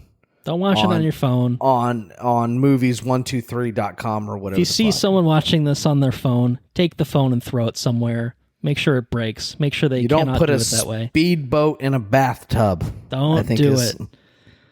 You know, yes, maybe you can't make it to IMAX or IMAX 70 millimeter. Just seeing this in a regular old theater, yeah, there's better ways to see it. Don't get me wrong, but I think if you can to see this for the first time any other way, if you can, obviously, yes, you know. But I don't know. I just think this is the kind of cinematic experience that, like, just begs to be seen on the big screen, and like it's built from the ground up for the biggest screen possible. It's the only way to see it, which is really something, right? I don't know, like the fact that a filmmaker says this is the biggest way I can tell the story is in this format. I'm going to tell it in this format, right? Mm-hmm. That's what he did. That's what he did. I think it's telling of the filmmaker and the story that he wants to tell. You know? Yeah. Anyways, I guess that brings us to spoilers. So, full spoilers for the Odyssey. Boom. Oh, I see. What is that? Do you know what that is? That's... Oh, man. Is that the stringing of a particular bow? One that is what a moment. Hard. I will say, I don't know how we want to do spoilers if we're just going to jump around. But if we're going to jump to that moment, that got applause in my cinema, in my auditorium. It got when he strung the bow and then shot the guy, and shot that guy in the throat. That's when the applause came when he said, "Oh, that's Odysseus," or whatever he says, and he gets shot in the throat. I think it was even just like him. Oh, it's literally when he plucked the bow, to that got the applause. That's awesome. Honestly, I will say, I think that was the hypest moment in the movie for me. I don't know if you feel there's a. I totally agree. Yes. I mean, and that's kind of what I was just saying about the third act. It was kind of just like, oh, well, the whole third act is him going back to Ithaca, and it's like, yeah, all right, well, he's going to reunite with his wife and kid and be fine. But it is this whole sort of thing that it turns into. I'm back home, motherfuckers. I'm back, and I have to deal with these goddamn suitors in my house, and it will be a very bloody affair. But just that kind of the triumphant moment of him announcing, like, you thought I was dead, bitches, but I'm here. It was just like, that's good. There's so many hype moments, and I don't know if you want to just jump around. I don't know how you want to do this in terms of spoilers. Now it's a free for all, but like, I don't know. You think of the Cyclops, you think of the Sirens and Charybdis and Scylla and stuff like that as kind of like being these like really cool. I think of them anyway. Maybe I'm just speaking for myself. Like, those are the big things that, like, oh, that's the Odyssey. Those are big moments in the Odyssey. But like, story wise, they're kind of just part of Odysseus's really, really bad trip home. You know what I mean? So I know what you mean. Some of them, I think that the story, I think the beats that Nolan picked up to like really capitalize on, I think were the big ones that I remember. The big I think caveat there is probably the one with the Cyclops. Because there was a lot to that Cyclops one. Mm-hmm. I think he said that his name was Nobody, and it like kind of tried to trick everybody or whatever. That one for me, I think he picked up on the big thing. Odysseus could have escaped, but he ran in to save his men, and he stayed in there with his men to try to escape again. You know what I mean? Okay. And I think he picked up, I think, on the major story beats of what Odysseus is about on the Cyclops, at least from my recollection, because it's been a while since I listened to it. I listened to it like a year ago or whatever it was. Probably when they announced they were making this thing, it's just like, fuck, I'm on top of it. Exactly. Anyways, so I forget where I was going with it, but Cyclops, the point of why Odysseus is doing things in that save I don't know. Yeah, to save his people. He was very much devoted to his men, and I think that he constantly put his men in situations that were the big one was the choice between the whirlpool and the mountains. Mm-hmm. That for me was always let my man make the decision because I don't want to make it. Even when I listened to the book, that stuck out to me because I sometimes I feel that at work. I'm put between a very hard situation. I don't want to make this. I don't want to make the thing. and I let somebody else make the choice, and it's probably not the right choice to make. Or it's the one I struggle to make, and somebody else makes it, and that was your choice, not my choice. And I think that was, in at least the way I interpreted it in the story, at least from the way I remember it, that's the way that I took that bit where he let the captain of the ship or the guy that was debating on mutiny or whatever make the choice on try to escape the whirlpool, blah, blah, blah, blah, or whatever he chose to do.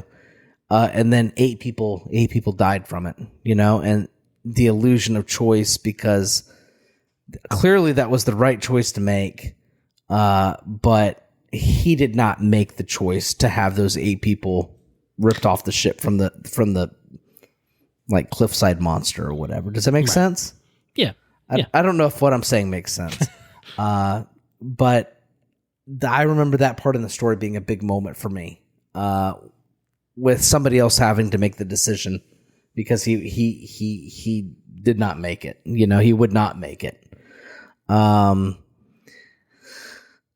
else was there? Oh, the choice with the bulls. The cattle, yeah. Don't piss off Apollo. We've got one rule. Don't eat these fucking cattle. Don't eat the cattle. And I didn't want you to eat the cattle, but I was too. It's like and it's a shame because all the people in the ship perish. I think they perish at a different point though. Don't they all eat the lotus flower? Yeah. So I mean, yes, I think there's a whole interaction with I guess the lotus people where everyone's eating the lotus flowers and forgetting about why am I here? How did I get here? Where am I supposed to go? I think they kind of just pushed that into his interactions with Calypso to kind of give it a little bit more of an explanation for streamline it. Why he's been hanging out with another woman for many years. And they make that at least from the Stephen Fry interpretation, they kind of really gloss over it. But Odysseus really liked Calypso. She's beautiful. He's not super being held against his will or anything like that, or being made to forget why he's there or what maybe he has to return to. I think that's maybe one of the first things that, if we're talking about the changes to Odysseus as a character, I would say overall he's a little bit more sanitized. He's more problematic in the poem for sure, which is to say, he's not above sleeping with other women. Let's put it that way. And from a modern lens, it's we don't want to have him cheating on his wife. I mean, I think that there's certainly a way to do it that would make it feel a bit more coercive. That that invites its own set of problems that maybe Nolan was just like, I'm not dealing with that shit. You know what I mean? I think that's certainly a valid approach of, I'm not going to touch that. You know what I mean? That's not important to me. That's not important to the story I want to tell. And I think it's more important that Odysseus is someone who, the reason that he's not going back is because he doesn't know to go back until he's kind of reminded what is out there. I think that's okay. It's different. It's not the same. I think in the Odyssey, it's, he's on this long sort of way. At that point, he has lost all his men, and he's on this, island, and it's kind of just respite. It's a way, and I feel like the time, I can't remember exactly how it is. He's a little bit more of a willing participant, I think, in the story, right? Exactly, right. Than he is here as he's portrayed in the movie. And again, that's an adaptation change. You know what I mean? It maybe makes Odysseus more of an honorable man, in a way that he's a little bit less honorable in the poem. But things get changed. It is what it is. I actually would say, following on to that, even though the nature of he and Calypso's relationship isn't quite as romantic as it is in the poem, I did think that using that as a narrative device was actually a really successful way to preserve almost the story structure of the poem, because the poem has its 4 chapters of Telemachus at home deciding to sail and investigate, like, hey, what happened to my father, what happened to my dad, he has to go figure it out. And so he goes and meets with people. He eventually, finds Menelaus, and then it kind of pulls it back. And then it's like, all right, what's this Odysseus character been up to? Like, what's happened to him? And then it kind of peels back of, well, I did this, and then I did this, and then I did this, and then I did this, then I did this, then I did this, and then everyone fucking died. And well, here I am. Now I'm with Calypso. Then I left there. Now I'm here. I'd really like to go back home. Can you help me go home? Yeah, okay. All right. Well, I'm going to go home now. And then it's the whole stuff with the suitors is kind of how it plays out. Here, I think they did a pretty good job of framing it with, here's the situation in Ithaca. Odysseus is gone. All these assholes are eating my shit. They're trying to hit on my wife. Well, it's things are not great at home. They're not doing too well in Ithaca. Ithaca is without a king, and then you get Calypso as kind of that sort of, I think it gives her less of a character specifically as opposed to like who she is in the poem. But I think, again, in terms of telling Odysseus a story, because at the end of the day, I do think this is largely still about Odysseus as its principal character. I think it does a really fun job of basically maintaining the structure of the poem more or less narratively, with it beginning with Ithaca, moving away, and then coming back to it. With a little bit, there's a little bit of stuff with Telemachus kind of interspersed, I think, kind of remind you like, hey, here's what he's up to. But also it's like classic Nolan to have the shifting timeline type for sure. Narrative. Yeah. Right, right. That's it's funny because that's kind of just how it is in the Odyssey, but it is kind of what he does. And it's like, a perfect fit. From that standpoint, that actually really works really well. And I think, sometimes the chronology of Nolan movies can be like, okay, what? Hold on. Some are more narratively linear than others, but my man loves nonlinearity in his storytelling, and the Odyssey is a great vehicle for it, which I appreciated. Sort of the fact that like kind of just made me think like, oh, maybe he's been inspired by the Odyssey for a lot of his life, in terms of just like finding intrigue and telling stories in interesting, unique, different, non-traditional ways. So anyway, that was just a observation that was kind of fun that I made. But what's going on at home? Things aren't so good. Penelope's been working on her loom for whatever it is for a while. A long time. Keeps keeps backing it down. Right. And then you have Robert Pattinson's character like all up on that, like, hey, don't talk to her, blah blah blah. He's like all smooth and suave. He's trying to be, anyways. Mm-hmm. But he's a big coward at the end. I thought that was hilarious. He was like a coward. Shield. He was a coward to begin with, and like his ending as a character, I think, was huge.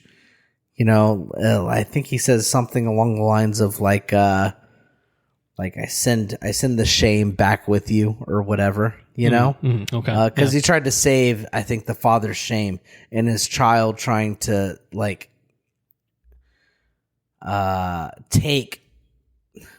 I think the older child was given the spot for the military, right?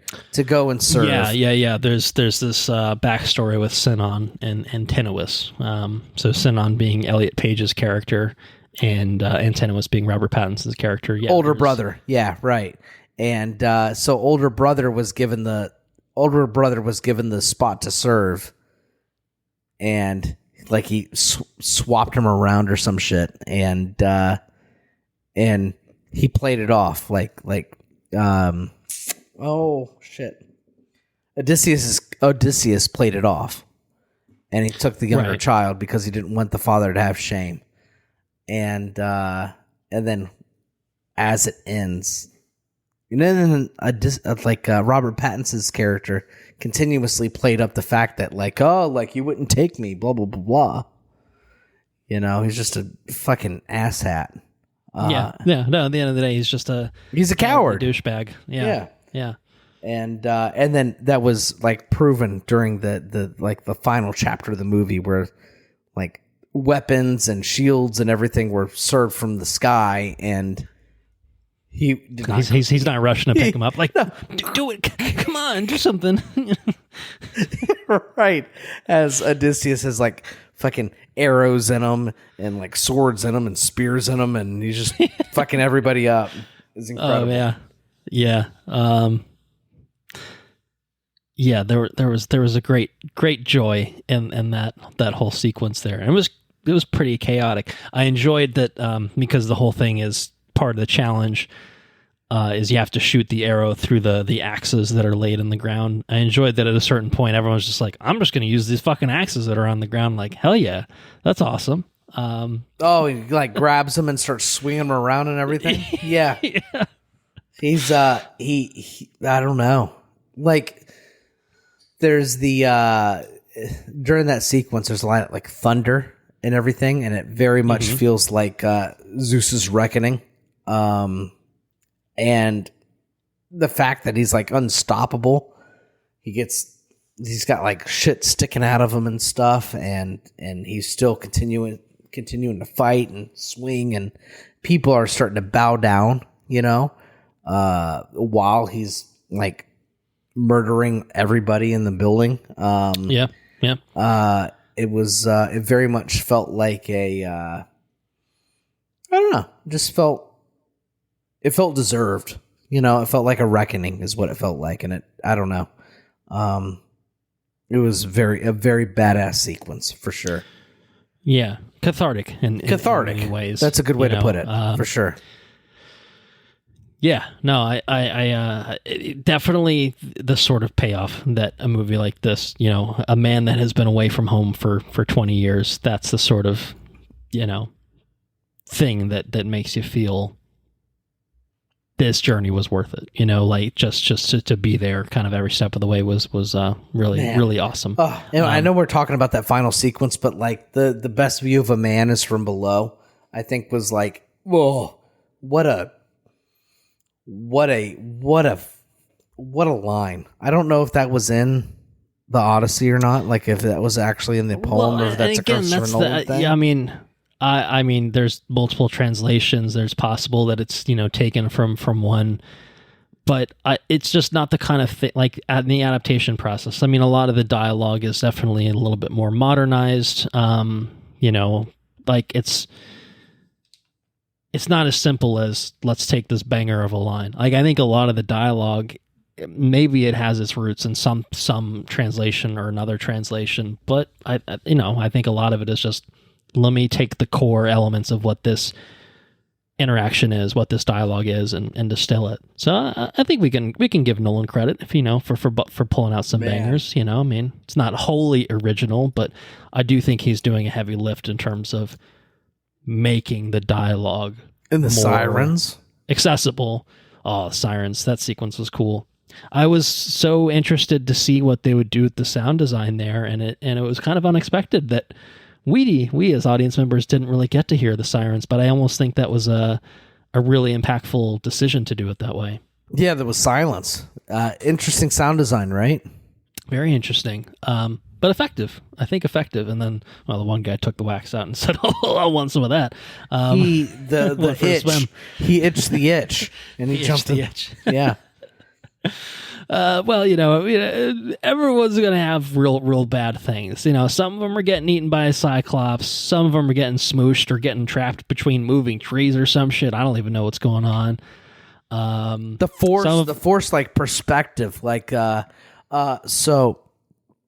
In that sequence, I guess the person that played Matt Damon, that played Odysseus, was a 5-foot woman.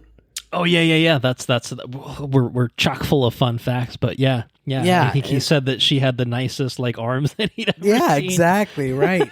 He said, most of the movie was me, but in that sequence, that was definitely her. She's got the nicest arms I've ever seen.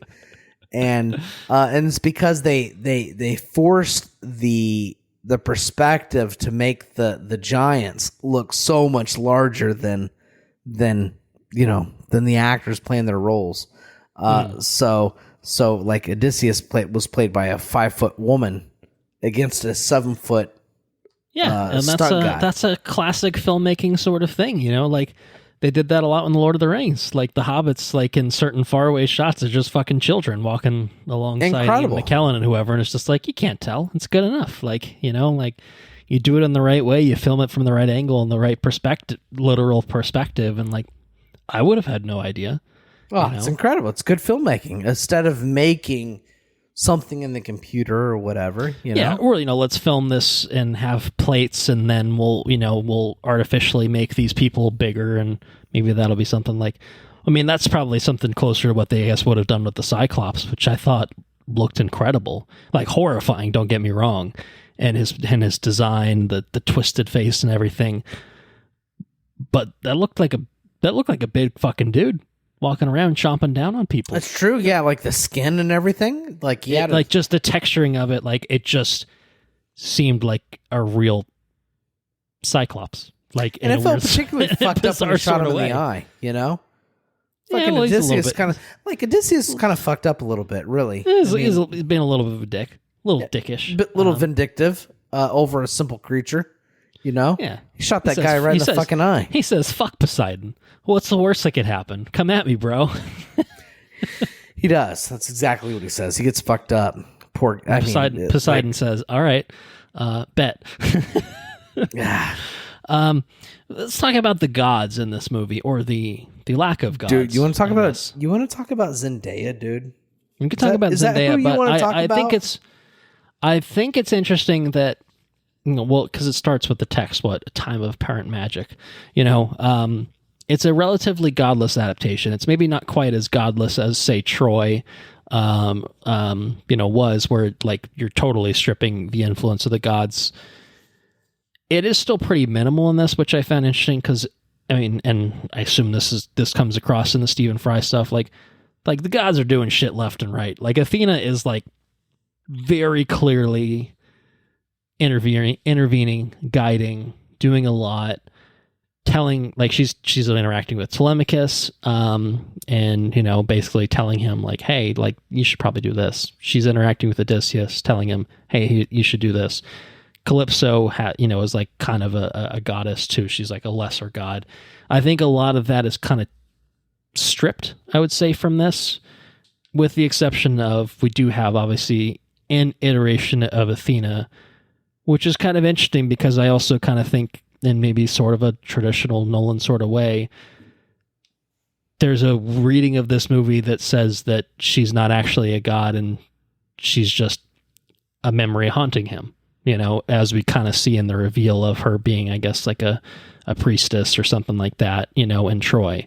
I think that there are other things in here. There's a lot of you have Athena's eyes, or you have very kind eyes, or the sorts of things that make you think, all right, there are gods. There's lots of lightning being cracked. Zeus is perhaps making his presence be known. But I think a lot of I think there's enough in this movie that it could be read either way. I am of the opinion personally that I like how much influence the gods exert in the poem. I wish there was a little bit more in that direction. But again, it's kind of one of those things. It's like, yeah, just because I like that thing doesn't mean that Nolan had to latch onto that thing and make more of it and make it that way. I mean, there is a lot of instances of quite literal, like Deus Ex Machina in the poem that maybe could feel narratively cheap or a little unsatisfying in terms of making it work for a general audience. I don't know. What did you have any? So my pickup on it, I thought I really appreciated it. I thought that, for me anyways, it felt like a very nuanced way to try to like weave, religion or faith into a person that to a person that was not inherently religious. You know what I mean? Like, okay. like it felt like Odysseus picked up a lot of faith as he progressed through the story. Like initially, it was like, no, these superstitions and these things do not impact me in any way. And then he's haunted by Zendaya, and he can almost find. Oh, it's like it goes back to the quote. It goes back to the quote where, like, how do you interpret the thunder? How do you interpret the pain that you're enduring? And it's like these things that could be like atheistic, like that you can be an atheist and not see any sort of relevance to the things that you're enduring or the things that you're going through, and just be a happenstance that this is the way things are going. Or you can see that I've done a particular thing and the gods are punishing me for this thing, and I think that Nolan did a very I think he did a really good job of like toting that line of making something that could be interpreted as like I don't know how to convey what I'm trying to say. Nolan did a very good job of conveying something that could be viewed as something as happenstance, or it could be interpreted as There's I mean, it's I don't know. This is exactly the same thing, but like the end of Inception, like you can decide. Yeah, is he dreaming or is he not dreaming? Right. It's kind of that where it's just like at the end of the day, it makes you think. You can take either read on it, and both are interesting, but it's not the point necessarily. Like it's not necessarily like you have to have a definitive answer, and it fundamentally changes everything about. Like no, like I think kind of some of the fun of it is the ambiguity. And the point is, does it matter? Right, exactly. Where it's like, yeah, so what? Like if the guy's driven by religion, okay. If the guy's not driven by religion, does it matter? It comes down to, should he have sacked Troy? It comes down to Odysseus and his characterization in this movie, and right, it's a really point of morality. So whether or not it's literally a goddess in his ear, reminding him of the things that he feels the most guilt about, or if it's just the way that his a human brain is processing something that has racked him with guilt, it doesn't really matter, because at the end of the day, he's still feeling those feelings. Like he is characterized in a particular way because of the underlying things that he did. And I do think that's one thing that is definitely, I think that's probably the sharpest departure from the source material, is Odysseus's characterization in his response to what happens at Troy, and what his involvement is with the Trojan horse and the deception that is. I don't really think there's any indication in the poem that was upsetting to him. I think he felt like he did his duty and was in service of the war and everything, and and everything that I feel like a lot of the stuff that happens that leads to all his crewmates dying and obviously this being a perilous journey back, like a lot of it is his own arrogance and the ire of the gods. Like definitely, like him pissing off Poseidon is very much an overt thing in the poem. He very almost deliberately, fuck you, Poseidon. Right. Yeah, pretty much. Other than literally saying "fuck you, Poseidon," he behaves in a way that is the essential equivalent of that, and that ends up being a maybe a not so savvy move. Whereas I think movie Odysseus, he's definitely got this guilt about it, like. And I think that, in that last kind of sequence, that more extended sequence, when you're seeing the sacking of Troy, it's horrific.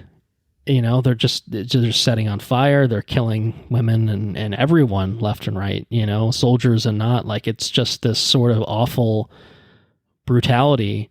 And it makes sense that, like, when you're seeing it that way and you're seeing it like kind of am the architect of this, right? You know, I'm the person that made this possible, you know, with my little scheme, which is, you know, in defiance of you know, our customs and you know, and doing right by the gods that we worship. Like, I think that's an interesting sort of thing in and of itself. I think it's completely fucking different from the Odysseus that is running around in Homer's Odyssey.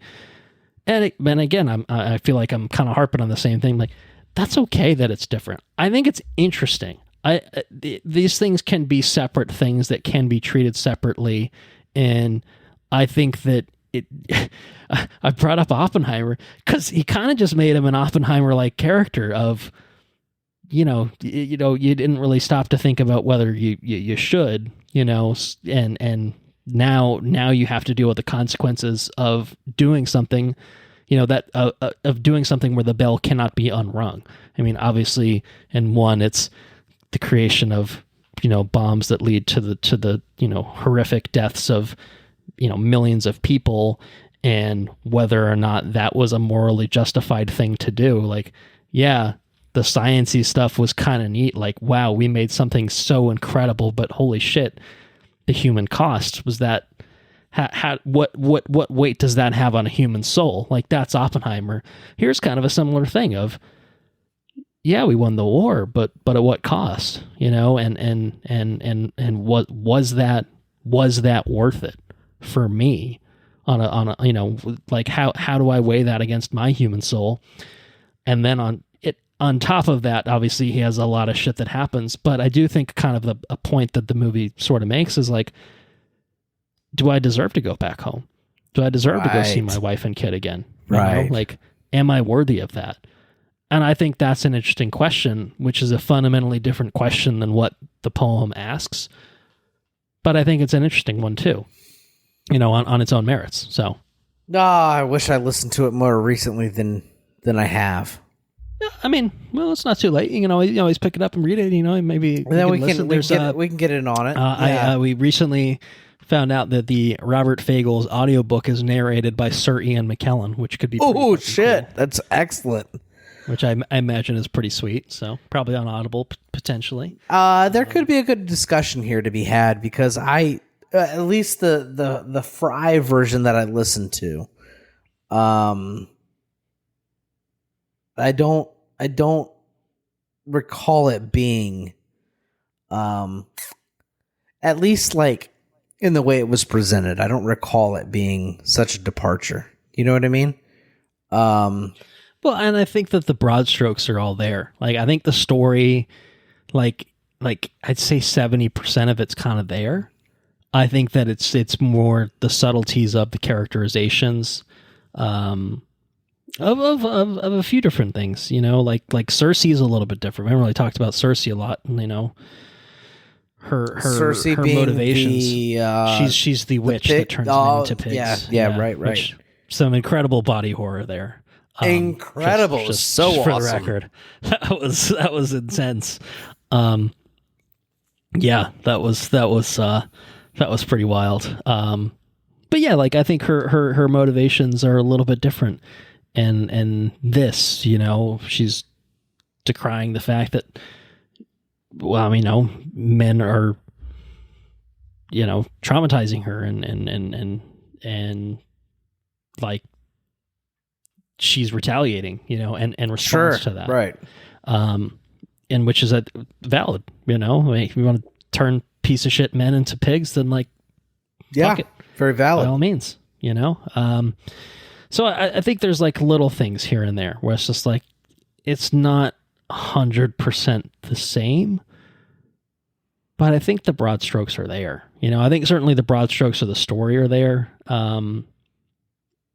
But I think where there are changes in characterizations, I think there's an interesting, there's a reason for that, you know, that choice being made.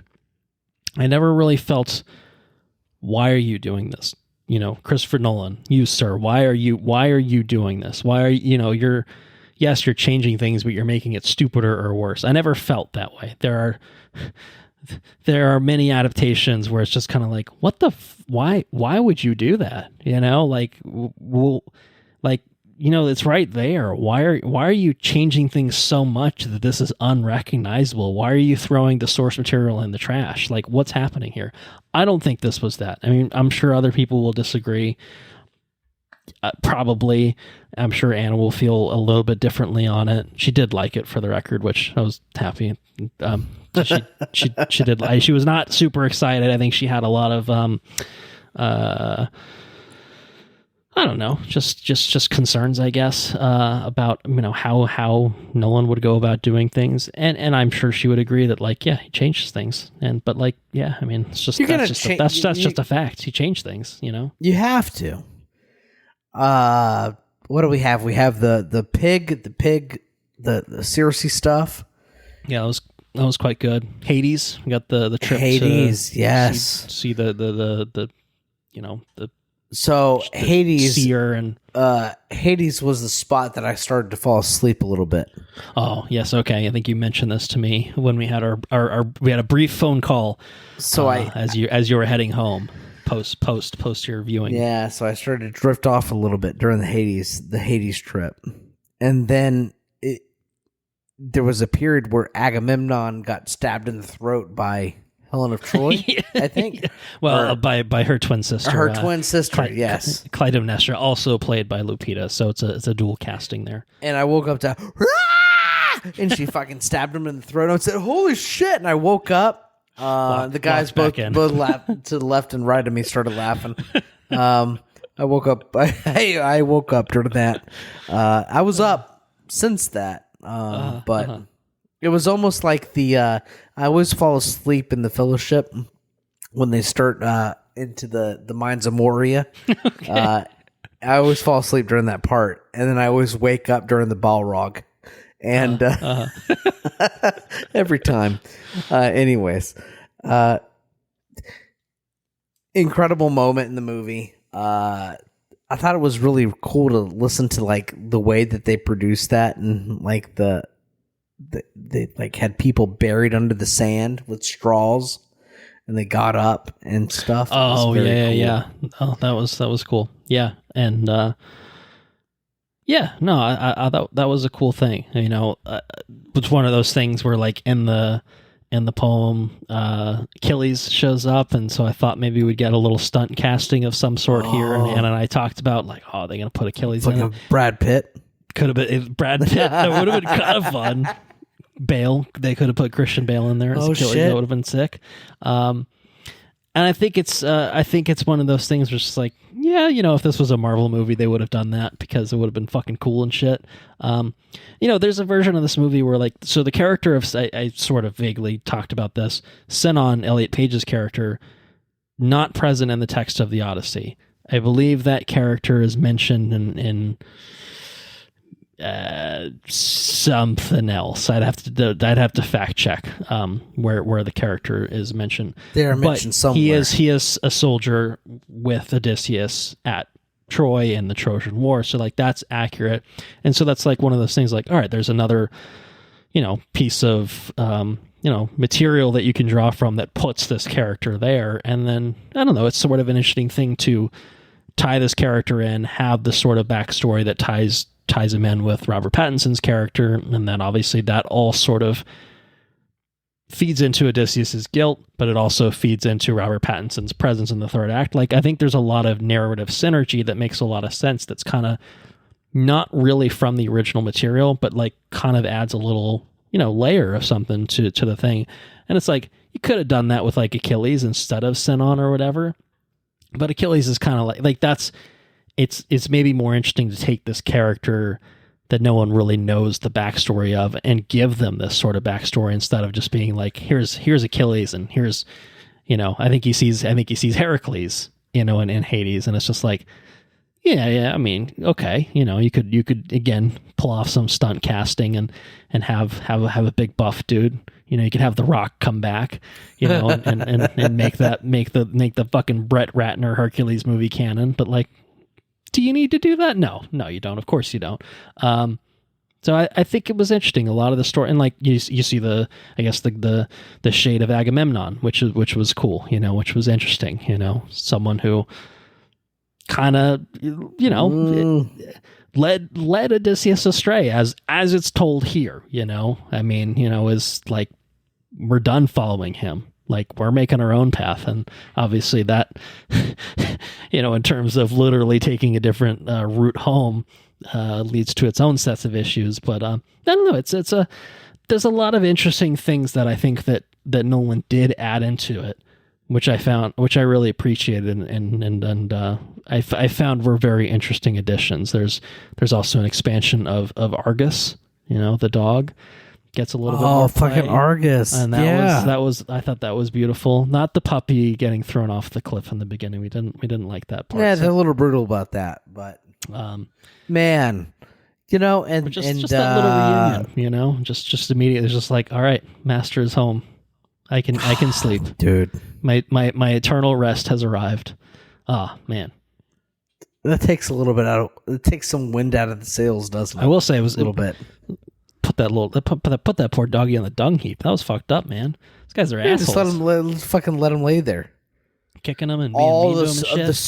The suitors were fucked up. Fucking douchebags. I tell you what, they man. all suck, man. Somebody get these beggars out of here. Oh, that guy. Oh, he had it coming big time. They did a really good job of making him hated. They had made them all pieces of shit. They even added this whole fucking thing about we them haven't trying even to talked about Anne Hathaway. We haven't talked about Anne Hathaway's You're character. Right. No, we haven't. We haven't given Anne her due. We got to give Anne her due. She's having an incredible fucking year. We have to give her due.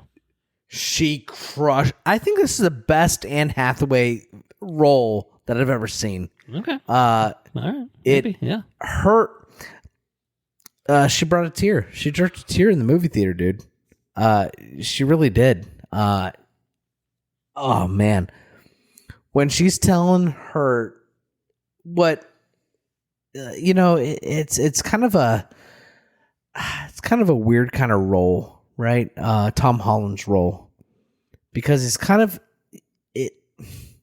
he's not really entitled. He's just really struggling, But at the same time, whenever he talks to his mom, it always feels like he's entitled to this role as a king or whatever, And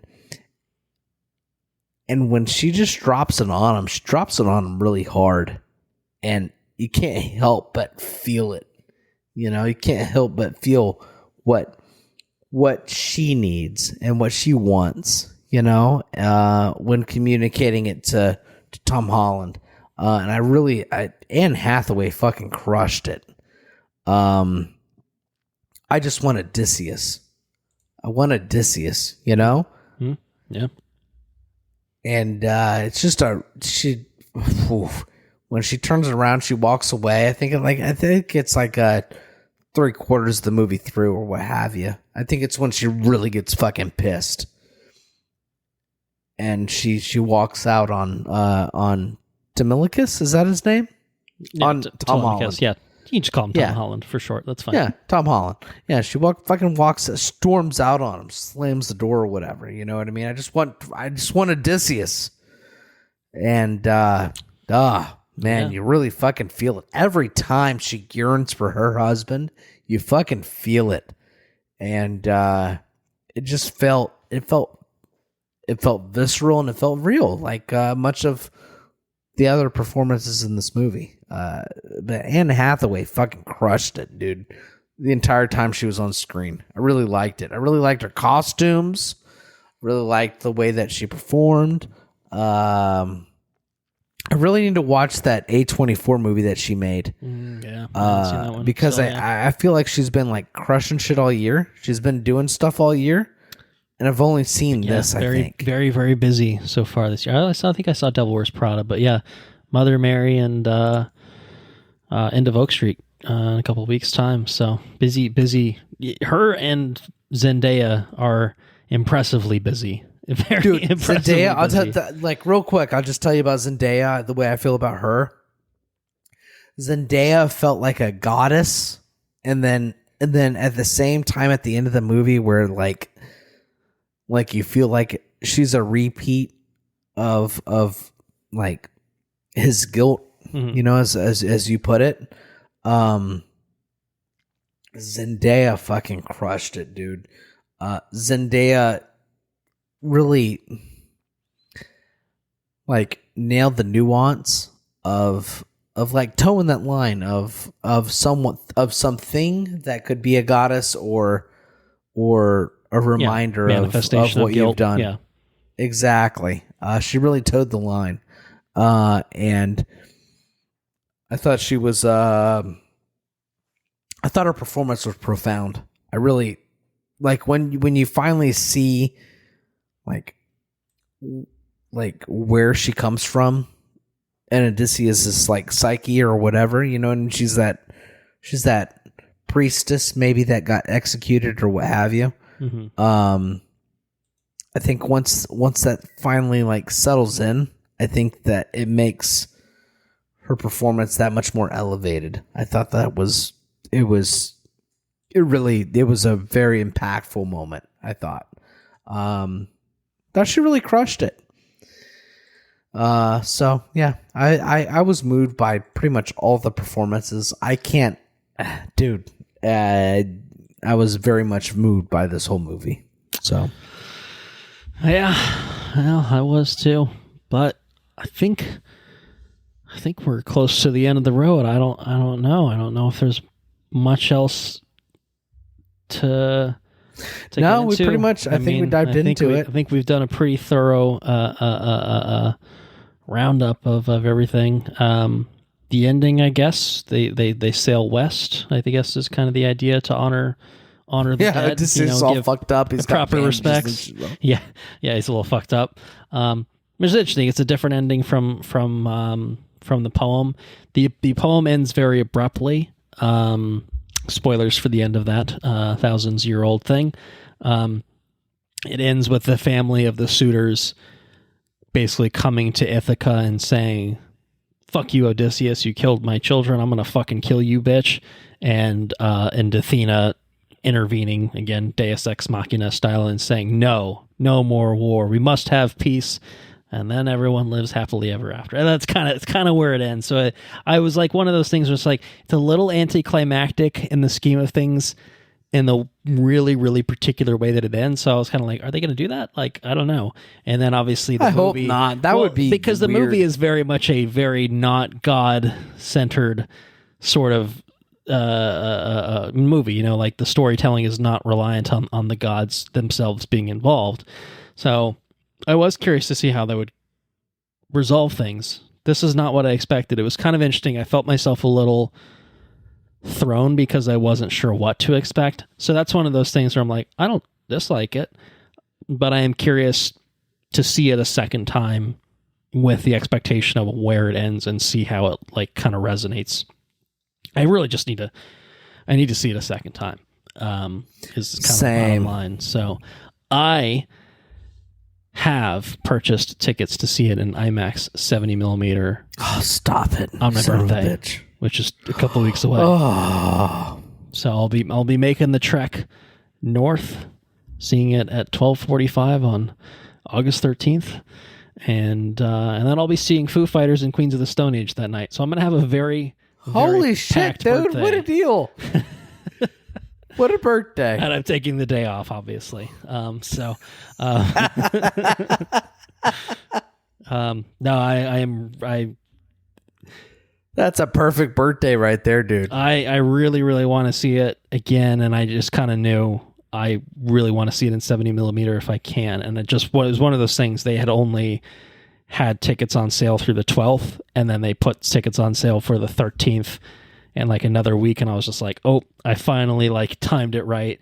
And that's it. It was like, I don't know, man. It was like less than an hour after they probably put those tickets on sale, and the theater was already half sold out. I'm like, fuck. So I'm like a little off center, but I'm like, you're right there. I'm like 7 rows up. So I'm like, I'm a good ways up. Just a little off center. It's just me that that's going, so it's a little easier to kind of just buy. And like I bet I'm gonna see if I can pull it up right now. Like, I bet that fucking showtime for 2 weeks away from a recording is basically sold out. Like that, like the staying power of this movie is really something to behold. And it's interesting because there's a huge fucking movie that's coming out in like 2 days in Spider-Man. So Zendaya and Tom Holland also appearing in that one. Also, both of them having good years too. But I am just going to check this. But anyway, I don't know. Do you think you're going to try to see it again in theaters, or is that probably? I would love to see it again in theaters. Bit of a pipe dream, perhaps. Probably won't happen. Yeah. But if it popped up, I definitely would. Yeah. I'm going to show you I don't know if you can see that. The blue are the available seats, which is to say, I think part of the front row is available and everything. Oh, man, where are you at? Except for handicap seats are sold out. Let's see if I can actually pull up the version where you can see where I'm sitting. Here we go. You can see the highlighted. That is oh, man, that's an excellent seat. There's nothing wrong with that. Nothing wrong with that. Yeah, good. Three rows from the back and like center right. Oh, man, it's going to be a good one. It's going to be a good one. I'm very excited. I will report back on that, of course, whenever we record after that point. Envious. Very envious. All right. Do you have any other thoughts on the Odyssey? No other thoughts on the Odyssey. It's bittersweet. Emotionally profound movie for me. Mm-hmm, mm-hmm. I had it was an emotional experience. I think that it pulled the things that I wanted from the story. Mm-hmm. Okay. I think that Nolan pulled those things out and put them forefront and center. And I think he made it relevant, and I think it was a good interpretation. I think the performances were outstanding. I can't recall. I mean, I guess I can. Dune was a big movie, but if we're talking about big movies, I think that Dune was a big movie too.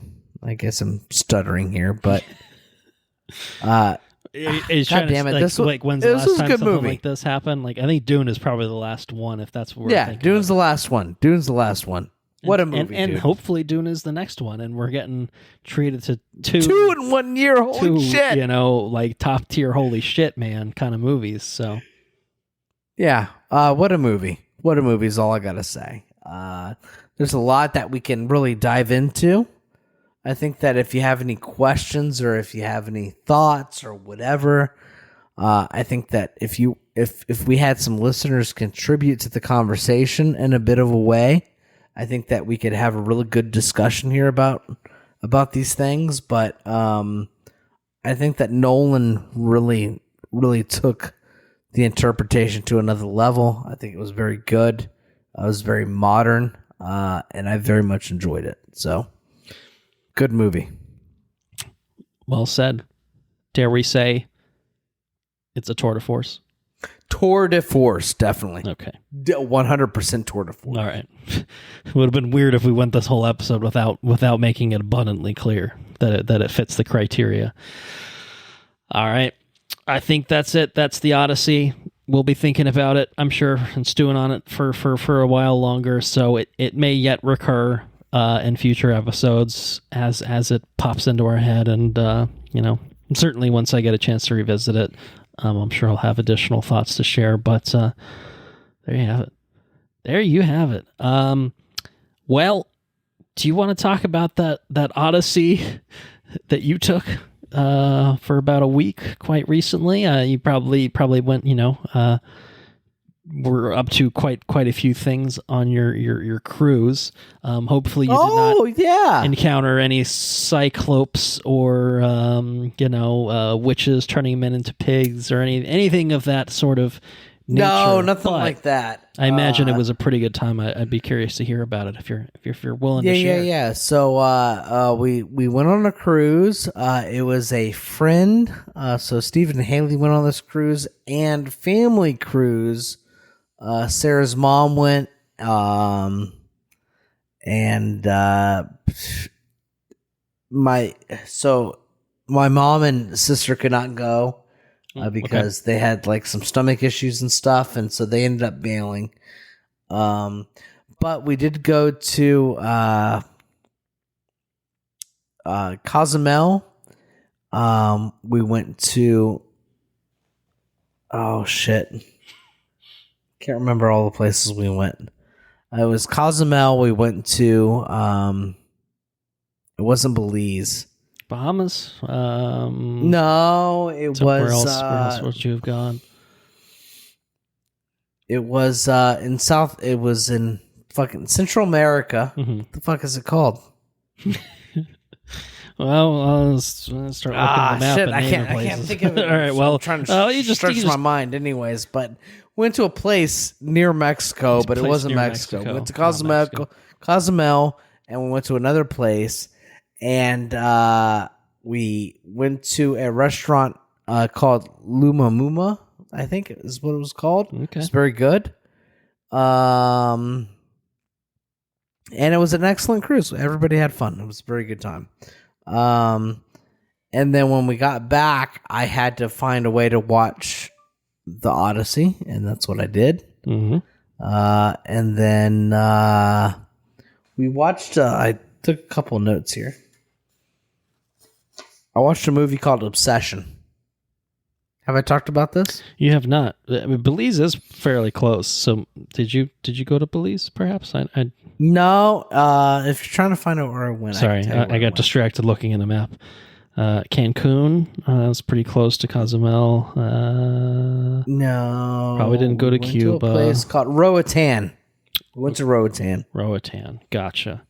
Okay. Went to Roatán, and we went to a restaurant. So for Roatán on our cruise, we knew that we docked in Roatán. Tourists. Okay. And so what I did was, instead of looking up like normal, like traditional, like with the cruise line stuff, I looked up best restaurant to go to in Roatán. And apparently there's a Michelin Michelin Key Hotel in Roatán, and that's where we went for lunch that day. And we paid for the we had the cab driver take us to lunch, and then we paid for his lunch to come sit with us and eat with us. And that was a really cool experience because he said, I know where that place is at, but I'm never going to go to that place. It's just, I'm not interested in going to that place. Well, why don't you come with us and you can eat a burger or whatever. And he had a fucking massive burger. And he was thoroughly impressed with this burger. So that was cool. It was a cool experience. Nice. But yeah, that's cool. Yeah. Anyways, you watched Obsession. One of the obsessions of cinema goers in 2026, based on its box office returns. So we watched Obsession. Is it worth the hype? Did you have a good time with it? I will say that Obsession is very much worth the hype. I will say that so I was looking for a movie to watch, and I was interested in that one because of all the hype and like the low budget and this and that. Obsession makes Obsession is excellent. It is an excellent movie. It's an awesome horror movie. It leverages its weight so well because of the like budget that it has. But the performances are outstanding. I think the premise is cool. It's a very, very, very awesome movie. And I think that any film goer, I think all film goers should watch it. Like whether or not horror's your thing, it doesn't matter. I think that you owe it to yourself to like watch a thing that a low budget, like people that were YouTubers, basically. Yeah, pretty much. People excited to make a thing, made a thing, and it's very well made. So whether or not horror's your thing, it doesn't matter. I think you owe it to the industry to watch it. So watch it. It's a very awesome movie. It's very fun. It's very scary. I had a hard time watching it. I'm not gonna lie to you. Okay, it was pretty unsettling. I watched a show called I Will Find You. which is a Netflix thing that was fun. I think I have problems with the way that like some of it doesn't make sense. Like if I escaped from prison, I would change the way I looked and this and that, and some of it just didn't make a lot of sense. But it was fun. It was exciting. We watched that. It was cool. And then I watched The Fellowship after watching the Odyssey. Watched The Fellowship of the Ring. Did you fall asleep in the Mines of Moria and then get woken up by the Balrog? How'd you know that? How'd you know that? Because you already said that. I was just making sure that was true for this viewing experience too, which it sounds like it was. Yeah, it was. It's incredible. Excuse me, sir. Do you have a peephole in my living room? What's going on here? How'd you know that? You son of a bitch. Wild. You get out of my life. Get out of my brain. I did fall asleep. Yeah,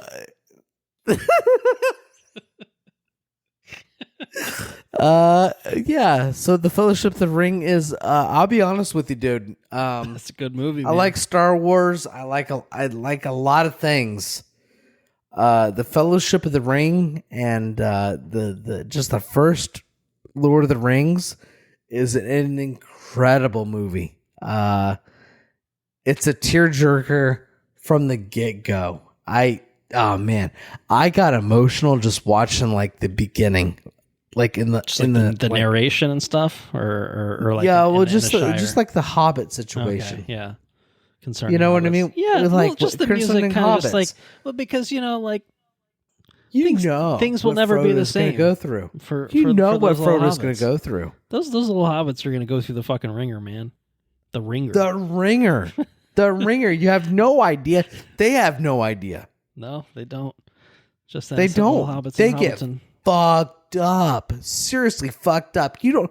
It's enough to bring tears to my eyes. Like Oh man. Oh, it really. I'd be honest. Like I said, I watched The Fellowship of the Ring, the extended version on HBO. Nice. And it had an emotional response. With the concerning of hobbits in the beginning, just because you see like you experience the I don't know, just the nature of the hobbits and like what they're about and how simple they are and how eager Frodo is to like just do what needs to be done, you know? And man, just the odyssey that he goes on to do what needs to be done. Right. And man, what an emotional journey. It's a big one. I felt it from the beginning. Like what I told Sarah, said like, cause Sarah was sitting there watching it with me. I mean, she wasn't really watching, she was on her phone. It's like, how do you not feel this? This is like such a big deal. How do you not feel that? And well, she wasn't here for it, but oh, dude, it's a good one. But you were. I was. I don't know how. Again, I think that The Fellowship. I don't know where I rated it last time we did it, like an official rating or whatever, but I don't know. I don't know where it landed, but it's got to be top tier movie. I mean, it's like one of my favorite movies by far. It's a big one. Yeah, for sure. I think it might have been your favorite Lord of the Rings movie, but I don't know if it cracked your personal top 5. At least when we did that. It probably cracks top 5. In the conversation, perhaps. Yeah. Okay. Good movie. It's pretty fucking good. So it would be a valid choice to stand. Anyways, I've been rambling a long time. I went on a cruise. That was a lot of fun. Yep. Watched a lot of movies. That was pretty cool. I think that's it. I had The Fellowship. I Will Find You, an Obsession. Nice. Well, in the interest of not keeping us here all night, I'm going to cull my list to a couple things and hold back on some other big things, which I think we can get into a little bit more extensively I don't want us to crack the 3-hour mark. I'm really trying hard not to make it happen. We don't even have the excuse of an hour of news up front. I'm not surprised that this episode of all episodes is going to end up being a pretty long one. But I'm going to talk about 2 movies that I watched recently that I've seen before, both of them. And they tie into the Odyssey, so I'm going to mention them on this episode. And then I have some other newer movies that I've seen either in theaters or at home, which I have a lot more extensive thoughts on. But because we've been here so long, I want to save those either for next episode or for if we want to do a Brews News and Previews in August or something like that. Then I'll hold thoughts for those because I will remember my thoughts. So I watched Ocean's 11. Oh. Which stars Odysseus himself, Mr. Matt Damon, as Linus, and it stars many others. Brad Pitt, George Clooney, Don Cheadle doing a ridiculous Cockney accent. He's in a lot of Barney. It's the worst fucking British accent I think ever committed to film, which is very funny. It's a fun movie. Classic sort of Steven Soderbergh thing. Anna has been wanting to watch it for a little bit, and I was just like, all right, well, fuck it, let's watch it. And I think I want to say it was before we watched the Odyssey. Could be wrong on the chronology of that, but fun seeing a younger Matt Damon and that, and just generally a fun movie.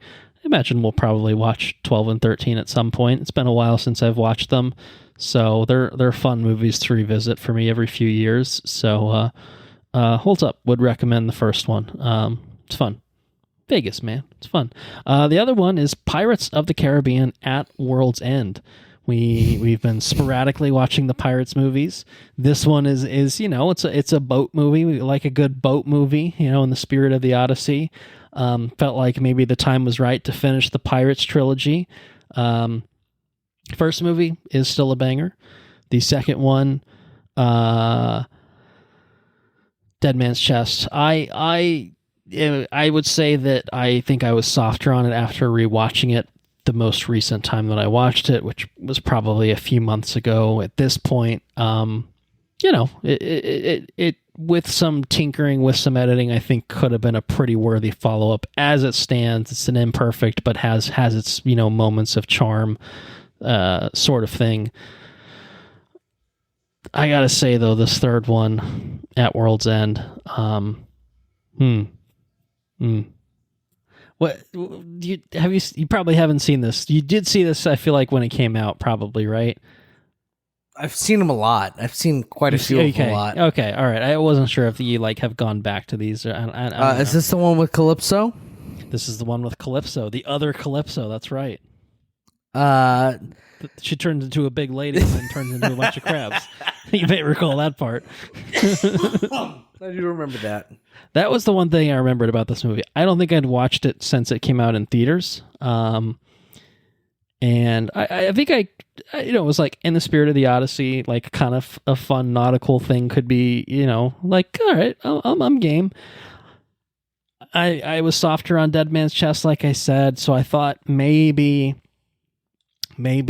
I would feel like, perhaps I treated you too harshly, back in the day when I was a jet high schooler or whenever it came out.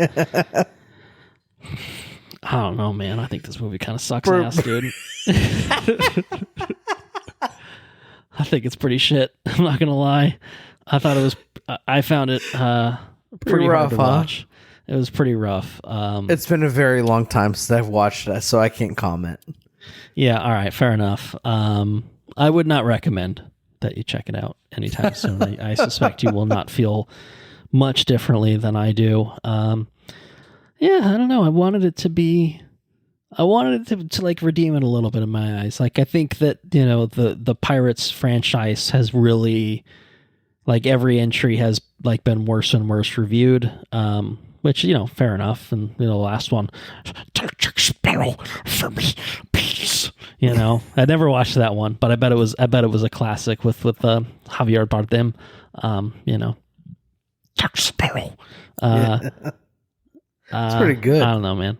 at World's End though was it's just long. It's like almost 3 hours, but in a somehow like overlong and stretched out and boring sort of way, not in a holy shit there's so much story here in an Odyssey sort of way, where it's just like it kind of has to be like, to get it under 3 hours is kind of a feat in and of itself.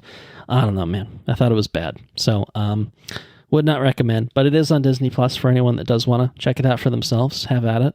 You know, it's got I mean, like, if I'm gonna say nice things, Hans Zimmer, great work on the Pirates trilogy. The Davy Jones CGI is still incredible. Like really, really impressive overall. You know, and it's got moments of fun. I like the characters. I like sort of kind of where it ends things with the characters. I think is sort of an interesting way. You know, it's just the 2 hours and 50 minutes that it takes to get there are kind of just like bleh, ugh, so long. But I kind of like. We might do some more nautical movies. We're actually about to take a trip up to Vermont. I actually am on vacation at this very moment. As soon as I clocked out of work today, my vacation began. So I'm kicking off my vacation with this recording, which is fun. Good way to start things off. But we're going up to Vermont for 10 days. We're doing our full extended kind of summer trip to overlap with Anna's family. And we're renting our own place, and you're not staying in the cabin.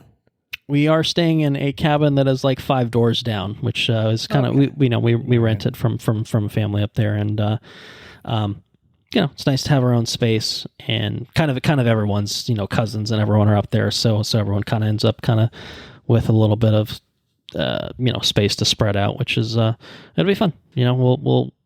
We'll do lots of beach time, lots of reading, lots of hanging out, seeing what's going on. It'll be nice, and not working. The most key element to a vacation, not working. Getting away from the realities, the miserable realities. But really looking forward to escape, oasis. I'll be stuck.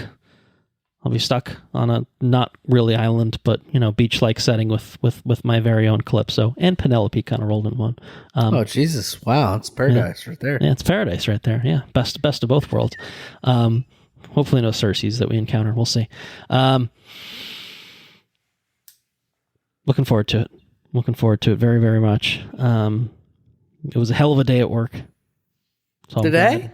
Yeah, I'm glad that this is the way that things end, and tomorrow means like the official, I don't even have to get up and work today. What a great start to my day. Ah, it's good. It's a good start to vacation. Very nice. So we've had dueling vacations. We've kind of gone back. We've been trading back and forth with our vacations. I think after this, we'll probably be, working for the rest of the year until Thanksgiving and Christmas. Probably is what it's going to boil down to. But yeah, I'm looking forward to taking some time off and relaxing. So good. Yeah, probably when we come back, I'll have hopefully a book or two under my belt, maybe some graphic novels, comics. I don't know. We'll see. We'll have to talk about it. But I'm gonna leave it there. I see one thing we need to talk about before you go. Okay. All right. What do you want to talk about on my list? I see that you watched Lee Cronin's The Mummy. I did watch Lee Cronin's The Mummy. We can talk about that if you'd like. I would like to talk about that before we go. All right. It's not related to the Odyssey, but I'll indulge and throw it in here. I thought it was okay. I didn't love it. I don't know what you want to talk about specifically in it. It was Evil Dead, right? It was Evil Dead. Well, I'd say it was less Evil Dead than I expected, except for it's The Mummy plus Evil Dead, but there's a healthy dose of The Exorcist in there too. Not in good pull. Not in like a this is as good as The Exorcist sort of way, just in a hey, we've got a possessed little girl in our house sort of way. She's not quite vomiting pea soup, but she is acting rather a fool when guests are around. And, she's very fucked up. Yeah. What about the nail sequence? But then it does turn into Evil Dead at a certain point. You know, like I think by the end it's very Evil Dead with like taunting and then I think I think it was the grandma or something comes back. It goes Evil Dead. It goes full Evil Dead at a certain point. The whole thing is silly in the sense that like it's just plainly absurd for this girl to have been allowed to go back to this house.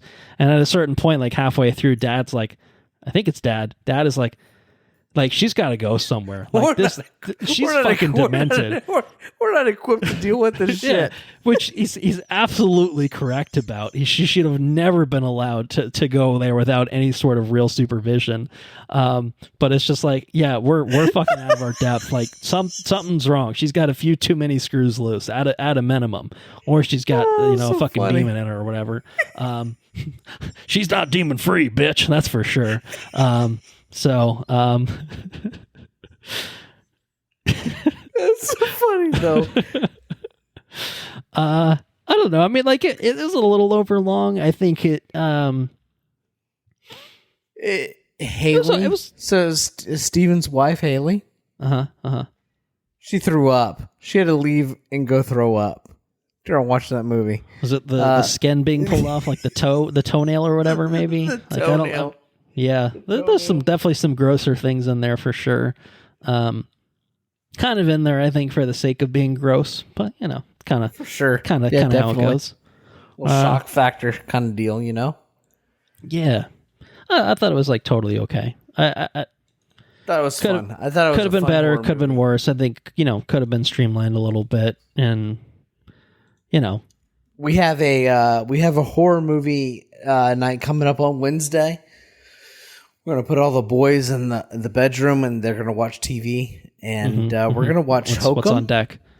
Oh, Hokum, yeah. Adam Scott. I've heard that one's pretty That one looked pretty scary. Yeah. I don't know if it's going to be gross out sort of, scary, or if it's just like genuinely. It looked pretty fucking scary. So fuck you up, pretty sort of excited scary, to watch that with everybody. So we're going to have a Hokum night, but... Anyways. Yeah. Mummy was all right. It was all right, I thought. It's a lot of fun. I enjoyed that one a lot. I thought it was pretty good. Yeah. I don't think it's going to crack my top 5 this year or anything like that. No, it's not I didn't regret my time. I watched it when Anna was out of town at a bachelorette weekend. So, have you seen The Obsession yet? I haven't seen Obsession. It's on my list. I think it's now or on The Peacock. Backrooms. Have you seen The Backrooms? I haven't seen Backrooms either. No, so both on my. Hopefully, have a chance to watch before we recap 2026. So I've got a little time, but I do want to watch them. Same. We'll see. No, we'll see. We'll see when I can slot them in. All right, I'm going to leave it there.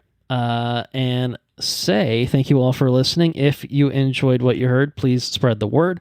We are on Patreon at patreon.com/watchreviewrepeat. You can get early access to all of our regular episodes, as well as timed exclusive access to any bonus episodes that we work on in the future.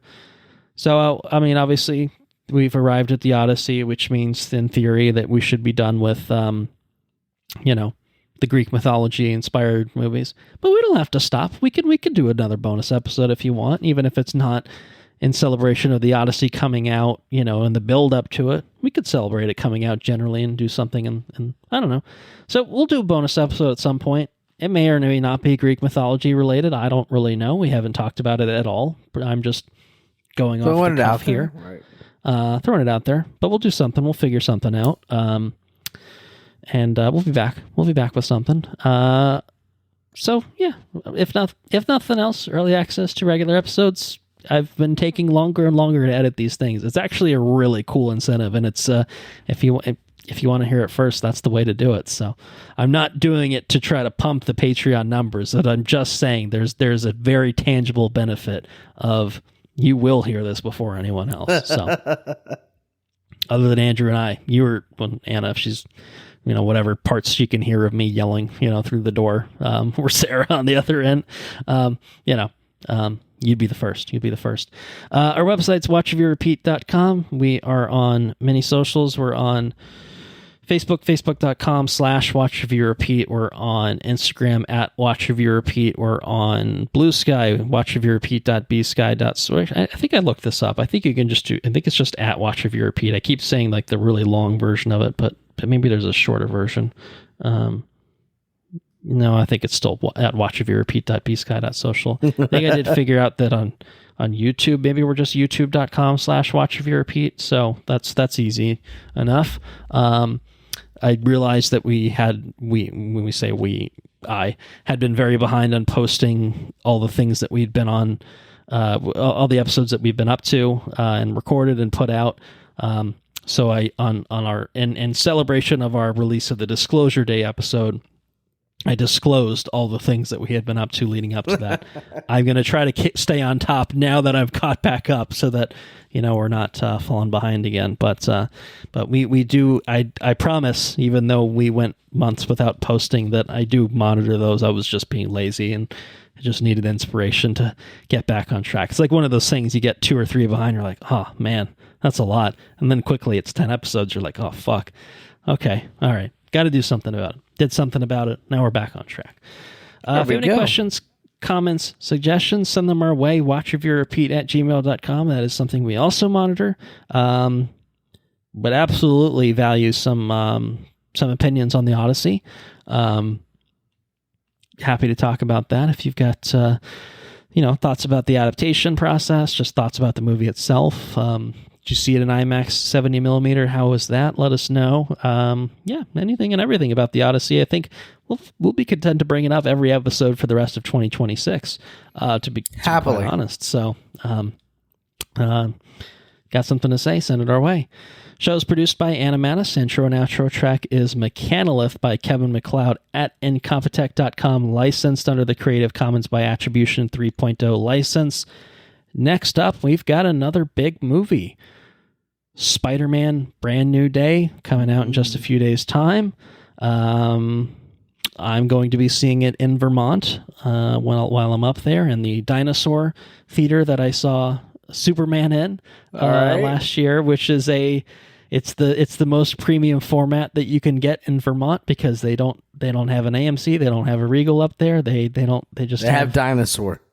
It's called the T-Rex Theater, but I like to call it the Dinosaur Theater. It's I would say a okay at best auditorium, but I guess it's probably better than the other ones in that theater. So it seats a lot of people, and the sound's probably a little bit better. But so it's no Dolby, it's no IMAX. Well, Spider-Man's not getting an IMAX release because, you guessed it, the Odyssey is still an IMAX. But might do. And then if I want to see it again when I get back home, I can see it in Dolby, hopefully. So I think our general plan is to take a week off from recording while I'm up in Vermont, so that I'm not trying to record while I'm up there. That'll give Andrew a week to catch Spider-Man, and then we'll come back and talk some Spider-Man. And if we can get the scheduling sorted out, then maybe we'll have a third person joining us to talk about Spider-Man. And I'll let the listeners take a guess at who that could be. There's so many possibilities. But I think we can leave it there. We'd be ready to take our listeners out. Yeah, let's take them out. So you look over to the left. I didn't know. Anyways, hey, everyone, take care now. Bye-bye then. Later's on the Menjay.